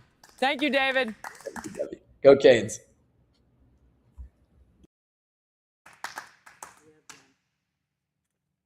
All right, next. How about that, you guys, right? Isn't that pretty cool? Yeah. So we're going to add 3,000 to our total the University of Miami raised that stays in Florida, but under our umbrella, we count it. So tally up, ladies. You right? Yeah, we're looking forward to giving a new total through the night. We've had a great night here. Next is my friend, Jen Hildreth, who's one of my broadcast partners, who is an incredible saint, soul, wonderful person, one of the nicest people I know in our broadcasting business. Jen, thank you for being with us early this morning. Debbie, it's my pleasure. There's not an awful lot that would get me out of bed this early on a Sunday, but I do have a game today, so I was kind of getting up anyway. But you know I was going to come join you if I had the chance to and support you. I love that you do this. It's so incredible. Look at you running the interview like it's nothing, like you haven't been shooting free throws forever. Well, Jen, look, you're one of my friends. You supported us from the beginning. From the very first year, you and your family have contributed to our efforts, and you have been a great teammate. So I want to thank you for that, and I want to wish you happy Mother's Day. Same to you, my friend. Update on the girls. Yeah, well, you know, you'll appreciate this. So my oldest, Ashley, just turned 19 on, what day is it? On Friday, and she came home from college. She's a freshman in college at Savannah College of Art and Design. And she came home and she had this whole agenda of all the things she wanted to do on her birthday. And I said, oh, this looks really great. Except I just want to point out that your sister, Maddie, has her play tonight. So we need to just carve out some time on your birthday to go watch her and her play. So we figured it all out. It was great. Maddie played Sir Galahad in Spam-A-Lot, which was quite an experience for all of us. But then we all got to celebrate Ashley together. And then I left the next morning. You know how that goes. So I came down to Florida to get ready for my NWSL games. And here we are. Yeah, hopefully your boys are doing great. Hopefully they're right there with you, cheering you on right now. Everybody is coming alive and awake this morning. Those that didn't stay the whole night. We had quite a crew here through the night that kept us all awake and lively and completing the task, if you will. Jen, I know it's probably a soccer game today. Tell us a little bit about how the NWSL is going. Yeah, it's fantastic. First of all, you guys are getting an exclusive look. I'm going to give you a look here at this shirt. Everybody knows that everyone watches women's shirts at women's sports. It is early. Shirts that Together has put out. And this was a collab, their first ever league-wide collaboration they did with the National Women's Soccer League. This was just unveiled over the last couple days, so we will be wearing these in our ESPN broadcast a little later today. That actually is 12:25 on ESPN. We have our game, so the league is in week 7 right now. It's the biggest, best version of the NWSL ever. They have 16 teams. They have just added 2 more teams, including one in Atlanta. So I'm going to get a home game. If I can just be patient, that'll be coming on in 2028. So it's fantastic. We're seeing the stars shine. Trinity Rodman has Washington Spirit rolling. Seeing the moms coming back. The 2 U.S. national team moms have been really heavily featured. Mallory Swanson at Chicago and Sophia Wilson at Portland. So incredible to watch these women go back to work in such a grueling, demanding profession and to do it as moms. It's so fun to see. Well, I love that you are talking about moms on Mother's Day because you've done something that I want to do, and that is you already have authored a book. Tell us a little bit about your book and give us some details. Tough as a Mother. Yeah. That's the name of her book. Yeah, that's right. Debbie, I'm surprised you haven't dropped that yet. That's Debbie's favorite thing now. She'll see me or just send me a message. Tough as a Mother. You know it, Debbie. That is the title of the book, and hopefully that will spur you on because I know you are going to write a terrific book one day. I know you've got some great stories, but this book was all about empowering, encouraging, supporting mothers, all kinds of moms, and we did it through the lens of women in sports. So we got to interview people like Debbie, who was so nice to be a part of the book and tell some of her stories with her boys growing up and how she advocated for Frankie especially. She was a very visible presence for him when he was at school, making sure that he was getting exactly what he needed. And we have a lot of other stories from coaches, players, executives, broadcasters, written in their own words, telling how they have worked through the struggles of being a working mom. Because as you were one of the first to point out, it ain't easy. We're not saying it's easy, but it's very rewarding, much like I'm sure your work with Special Olympics. So we just wanted to put that in a form where people could pick it up, get a little encouragement when they need it, put it back down. So we're really proud of it and really hopeful that it can help people and encourage them to do it all if that's what they want to do. My mom is here with me on Mother's Day, and she is tough as a mother. And yes, she is. She loves you, Jen. Mom, come over here so you can ask Jen a question. Aww. I know you want to. I love when I get to see loves your being parents on camera, Jen. Mimi. Jen, we were listening to you just recently when you were doing soccer game, and Paul and I said, "Oh my God, now she's doing soccer. What else does she not do?" You're amazing. We love to listen to you. Yeah, that's one of her. I mean, she's the international and has done the Olympics and the World Cup, and she's done a lot of things in soccer, Mom. She's big time. Oh, well, thank you. That is so sweet. Thank you, and happy Mother's Day to you. Happy Mother's Day to you. We know you had to be tough raising that one right there and her sisters. So, Jen, Mom, you haven't read that book yet, have you? No. Okay, well, I'll share it with her so she can read it. And Jen was kind enough to include one of our stories in one of her chapters, but she's got a lot of heavy hitters in there. It's a really well done book, Jen, that really shares across many different platforms what us moms, working moms, career moms, what happens, what we go through. I'm going to ask you this because I get asked this all the time about balance. And I always say, well, there is no balance. There's a rhythm. You just kind of figure out what the rhythm is. How do you do it? Day at a time. And you're exactly right. I think recognizing that you're never going to have it be in that perfect 50-50 balance, as you said, that does not exist. I mean, here I am on Mother's Day away from my children. That's hard.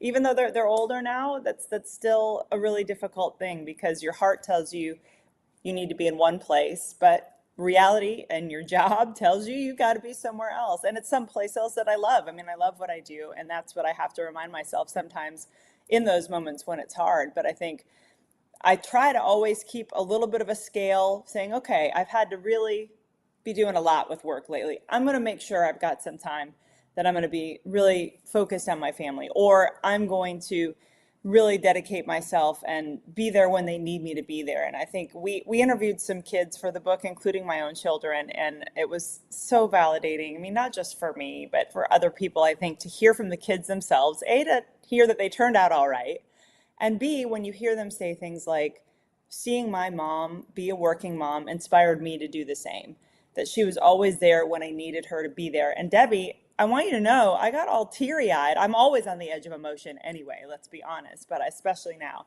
And I got all teary-eyed. We did a call with the University of Maryland alumni for an event on Friday, and I started telling your story. And I started getting teary-eyed. And because I said, I remembered when you and I would work together back in our Fox Sports South days, and you'd flip out that calendar and it would be like game, game, game, game, game, game.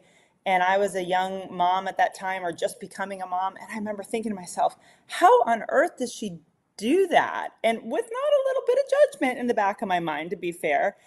And then what that taught me, though, was that everybody's journey is different. And now that I've gotten to see you as a mom and see how incredible you are and what you have done, it was just such an eye-opening experience for me that everyone does this in their own way. There is no one right way to do it, and you're going to figure out how to do it your way. I think that is definitely the biggest message that came through for me doing this book and hearing all the stories of the women within it.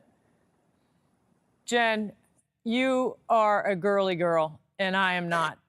And I tease you about it relentlessly because it's so fun. It's just our little thing that we do because I'm, you know, as athletic as you are, you're just a girly girl. And like, I'm not surprised that you're crying on Mother's Day, thinking about all the things that you've been able to experience with your kids.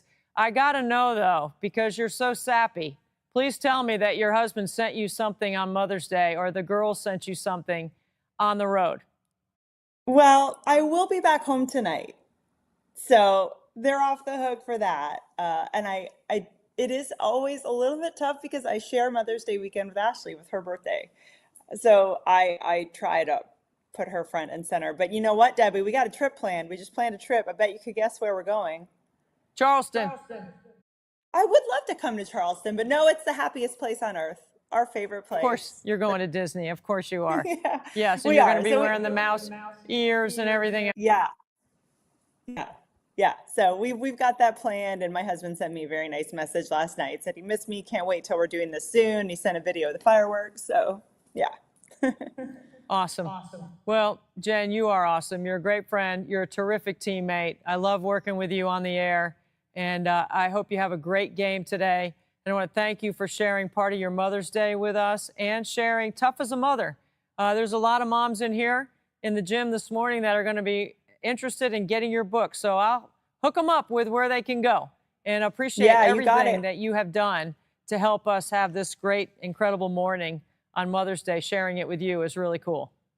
Oh, it's great to share it with you, Debbie. And yeah, I want to encourage everyone, if you can, and I can send this to Debbie, we can get this out, but we actually have a discount code if you do want to buy the book. If you go to triumphbooks.com/toughasamother, you can just search it up when you get there. So triumphbooks.com. And we have a code, especially for those of you watching right now and supporting Debbie in this 24 hours nothing but net. And the code is 24NBN Tough. And you'll get 30% off. You can also go to Amazon. I don't have a discount code for you there, but you can get that 30% off, 24NBN Tough at triumphbooks.com. And you can follow along. You can reach out to me at JenHildreth40 on Instagram or at toughasamother_book. And that is all the sales I got for you.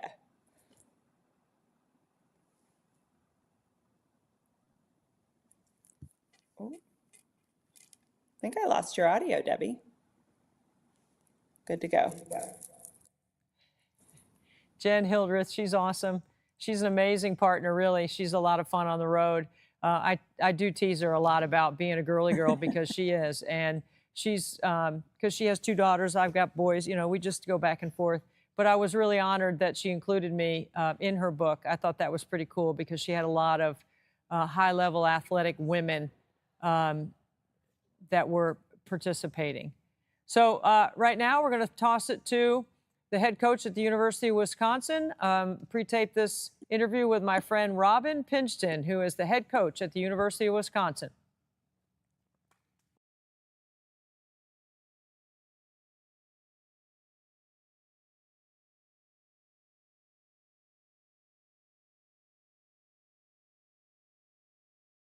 Welcome to 24 Hours, Nothing But Net. My good friend Robin Pinchton, the head coach at Wisconsin. Robin, you and I go back a long ways, and it's so great to have you with us to share some of your story about you and your family. How's it going? Super blessed, to be honest with you, Debbie. And it's an honor to be on this with you. You've certainly impacted my life in a huge way. Forever grateful for you and your wisdom and sharing your experiences and being vulnerable in that space. And so I'm just blessed to be a part of this. Well, you and your husband, Rich, have two boys, Blake, who's a college basketball player, and Zach, who's a young man living with Down syndrome. Tell us a little bit about Zach and Blake and what you guys are doing right now before we even jump into the whole Wisconsin thing. Yeah. Well, there's so much to talk about. Blake's doing great. He's down at McHenry. He's becoming a young man quickly. Nobody prepares you for parenthood and sending your son off to college. That's a pretty big challenge within itself. But he grew up in the gym with me. He was in the gym the day after he was born and never left. And it's kind of funny. He's such a fierce competitor. And I think, what have I modeled all these years? But at a young age, he was traveling with us and a big part of the journey when I was at the University of Missouri. So it's fun to see him thriving and doing so well. Zach's getting integrated into the community and a new school here in Madison, but absolutely thriving and certainly so blessed with an incredible husband and Rich that understands the daily demands of a college coach and just kind of makes it all work for our family. So Zach is your youngest, and Zach, who is a young man living with Down syndrome, is how really you and I were friends before and acquaintances, but we really became really good friends after Zach was born. Just to share a little bit of my side of the story is you and I have been friends. I'd covered your team. You were pregnant season. I was on the air, and I got off the air, and I had a voicemail from you. You can pick up the story from there. Well, it's quite the journey for sure. When Zach was born, and the doctors initially say he's so beautiful, and he was, and everything's great, and you just have that instinct that something's not quite right. The doctor said, I don't know, I think he looks great, and we'll take him back for some testing, and came back and shared that they felt like he probably had Down syndrome and that they'd do some testing. But world got rocked, faith got tested, went to a pretty dark place for about a week, sitting in that hospital, trying to hold his toes together, and got on the phone with you because I knew your journey and with Frankie. And the first person I called was you, and just asked for wisdom and guidance. I was scared. I was afraid. I was mad, sad, like just so many emotions that went into that. And you were a very calming effect for me, and just kind of helped me settle in and really be where my feet were and try to understand the journey for what it was instead of an opportunity, to raise a beautiful kid that had so many possibilities, and see the glass half full instead of half empty. But for that week, it was pretty dark, and all the things about, what's going to happen to him when something happens to Rich and I, and the responsibility on my oldest son, and, how's he going to be integrated into a school system, and just a million and one thoughts about what it was going to look like and what if, instead of just being, where my feet were. And after a week, I remember Rich and I took all the information the doctors gave us on Down syndrome, and there was a lot to read up on what to expect and what, the journey would look like. And we literally took all the information and threw it in the garbage. And we just took over the family motto of no limits for him, for us, for our family, for my career, and just really held tight to that motto. And we got him involved in speech therapy, OT, PT, and a lot of people would think, well, what in the world can you do, as a newborn so early? And there's so many resources out there. And so, we just wanted to pour as much into him as we could. There's a lot to this journey, so you can cut me off at any point. Yeah, but, I remember in therapy sessions, the days became really long because as a Division I head coach, there's so many responsibilities on your plate, but there's nothing more important than being invested in your children's journey. Sure. And so I would leave work for 2 hours and go to those therapy sessions. I thought it was really important that I understood, just what they were teaching, not only our daycare provider, but how we could implement those things at home. And so, the days were long. You can't just miss 2 hours of work. And so I'd come back after he went to bed for the first couple years and just really didn't get a lot of sleep, but wanted to pour everything we had into him because I knew those early years were so important. But little did I know, Debbie, 14 years ago, I needed that guy more than he needed me. And that's the best way I can put it. He's been a rock star. He's thriving. He's taught me so much about life, that different can be absolutely beautiful. And I'm not so sure that he's not the one that's living right and we're all not. To me, he's more normal than we are. I mean, he's non-judgmental. He's happy. He sees life for what it is and all the blessings in it. And so there's been so many blessings along the way, and he's impacted my life greatly. And just to see life through his lens, I think I've really grown as a human being, as a coach, as a mom, as a friend. And it's just, there's been some trials and tribulations for sure. It's not trying to set this up to be an easy path, but it's been really impactful and I've been really blessed. And like I said, little did I know I needed him more than he needed me. That is the truth of it. My grandmother used to say to me, if you threw all your troubles in a hat, you better hope you pick your own back out. Not that these guys are trouble, but at the beginning, it is challenging because like you, we did not know. It was a surprise. You stayed in a dark place for a week. You were a lot shorter than I was. It took me a little bit longer. However, when you did call me, it was one of the first calls of another parent that I was able to manage and talk through. Whereas I was not able to do that for a long time. I just could not get past the fact that I had always felt like I had done something wrong. And my mother always said, you didn't do anything wrong, you did something right. And if you think about that attitude and look at it through that lens, I often say to parents when they have young kids, man, if I had known what I know now and I didn't worry about all the things that you just listed, because what you worried about is exactly what we worry about. What is the life going to be like for the rest of us? How are we going to manage this? What happens when we're not here? How are we going to take care of them? Who's responsible? And I have 2 other boys, and I know what you're talking about with Blake. So it's really a different time. And we're in a place where the one thing that you and I have in common, besides our pure love for the game, is we have used the game to be able to extend our platform to help and service so many other people. 24 Hours Nothing But Net has helped athletes train and organize and compete and socialize. And we're doing our very best to use our platform to help athletes have those kinds of experiences. You're doing the same thing. You're doing it through your lens and through your platform. Tell us a little bit of the way that Zach has influenced your team. Yeah, just that, again, that different can be beautiful and we all have our own journey, right? And there's so much to that journey that I probably didn't dive into. And I think the opportunity to share your story for other parents that have children with Down syndrome is really important so that they can see it's going to be okay. Not always easy, but it's going to be okay. I mean, I remember initially when I came home from the hospital, even thinking, I've got to take Zach and we've just got to get away from everyone. I don't want anyone else to have to deal with all of this and the challenges. And little did I know how selfish that would have been, right? But you were certainly impactful on so many different levels, Debbie. And we talked a lot over those first couple of years for sure, and just helping me stay grounded and helping me to keep my thoughts, in a way that could be beneficial for Zach, for my family, for my career.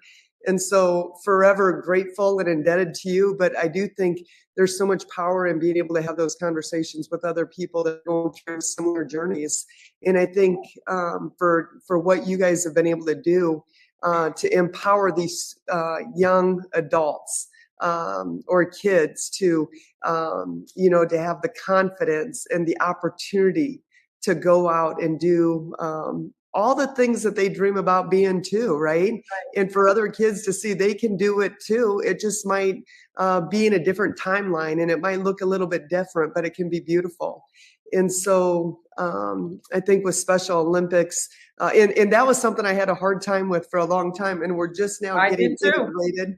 Yeah, we're just now getting integrated into it. Yeah. And he's kind of a blend of, he just played flag football on a school team, but also diving into the resources and opportunities that he has within Special Olympics too. And I volunteered for Special Olympics, I think, to be around those student athletes. You realize that, man, what they're doing, the joy that they play with, sometimes that gets lost in the shuffle along the way, and it feels more of an obligation and then an opportunity. But you watch them, just compete, and the true joy that they have and the passion, and you realize, maybe we're all not that much different. We just, our process is a little bit different. So, I always say to my student athletes, Zach would love an opportunity to do what you guys do, and the stage that you play on, and we have Zach around our team all the time, and he's the favorite. They always want Zach at practice because,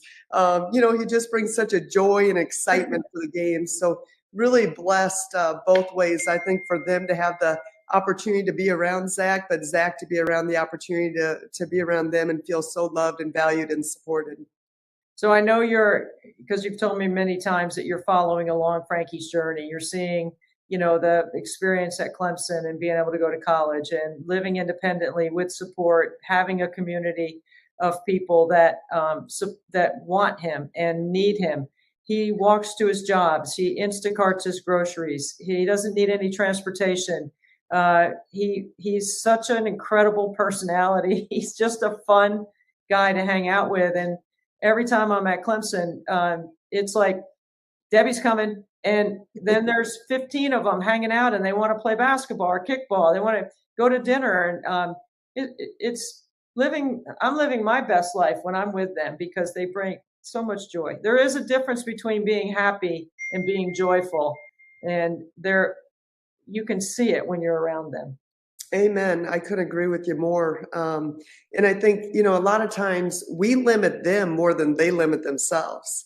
And so, as parents, to be able to pour into them and create the opportunities. Zach just got his first phone, and I was like, what am I going to do with the phone? Like, I don't know how he's going to be able to navigate, but he's a rock star.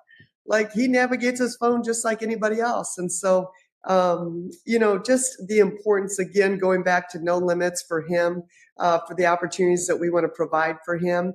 And it does take a village. There is no doubt about it. It takes a village, and, to put him in environments where people are going to help support and challenge him. I think that's the biggest part of this journey too, is finding people that don't just coddle him, but really hold him to a standard that aligns with where his abilities are. And so it's been really cool, the village that I've been blessed with over the years that have poured into him, that have challenged him, that have supported him. But I think a lot of times it's so important that we remind ourselves not to limit them, but to be able to put them in a position that they can thrive and be the best version of themselves that they're capable of being. I also think too, Robin, on the other side, is not just Zach, but it's you, and it's what you do, and it's how you go about conducting your business, how successful you have been as a head basketball coach at multiple places. Now you finished your first year at the University of Wisconsin. Now you're in a different community than the last 15 years that you spent at Missouri. And in your community in Wisconsin, you're showing other mothers that it is possible to do it all. How do you feel about that? I think it's really important. It's a great opportunity, and it's a really big responsibility. And, the fact that you can do it all as a female, as a mom, that you can have a successful career, but you've got to continue to put, your big rocks in the jar first and keep the main thing the main thing. For me, it's my faith, then it's my family, and then it's my career. And there's time for all of it. You've just got to be really intentional about how you move and making sure that, it aligns with your value system. And so, again, it definitely takes a village. I've learned that throughout my journey of life. And I've been blessed with a really supportive husband, but the opportunity to give back to this community and so many people that have impacted my life and be a light that shines, and help empower other people is really important to me.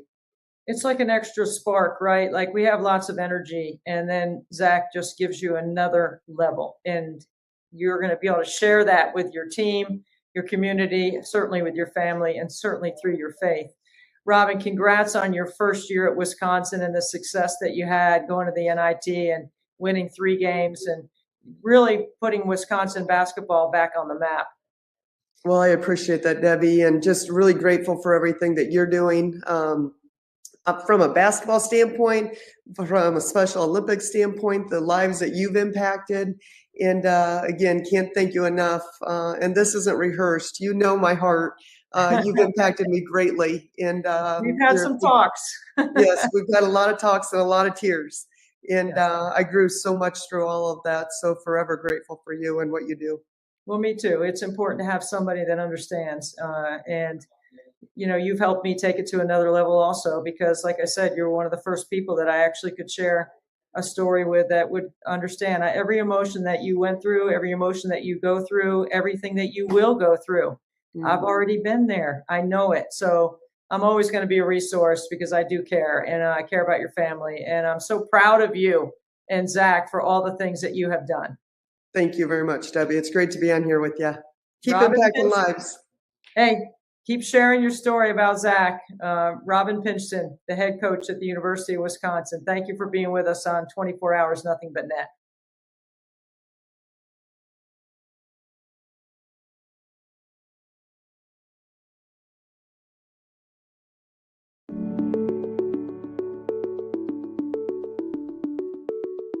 Kevin and I got married in 1977, and we decided we wanted to start a family, so Kylie was born in 1979. She was our first child, and it was absolutely amazing.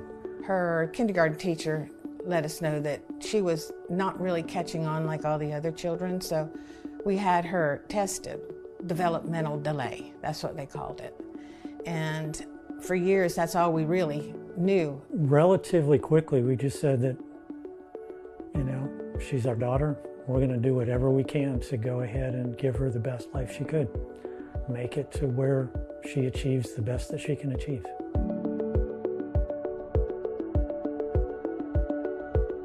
She's small in stature, characteristics like the long fingers, starry patterns in her eyes. She's very social. That's how we found out she had Williams syndrome, was just by mistake. The thing that was just so amazing about her as she was developing is when she woke up in the morning, she was Kylie. She was happy, made you smile, joked with you a little bit, and that was every day, and it was sincere, made me a better person. I'm 46 years old. I work in Publix. I've been there for 18 years now, and it's really fun. And I love my family, my mom and dad, so much. Special Olympics for Kylie started in 1999. She excels in a lot of sports that I would not think she would be able to do. The more we started doing it, the more I got into the coaching aspect of it. So we had to figure out what's important to these athletes. What's a win for these athletes? How do they grow? And Kylie was a big help for that. She trained me as much as I did her. Kylie is very good at encouraging the other athletes. She praises them when they do things great. If they haven't done things exactly right, she tells them it's okay, you'll do better the next time. The sports have allowed her to grow physically, and it's amazing how competitive she can be and yet be so friendly. You don't want to be your friend, but your friend doesn't want to be you either. We're competitors on the court, but we're friends afterwards. As the years progressed, there were more opportunities, more sports.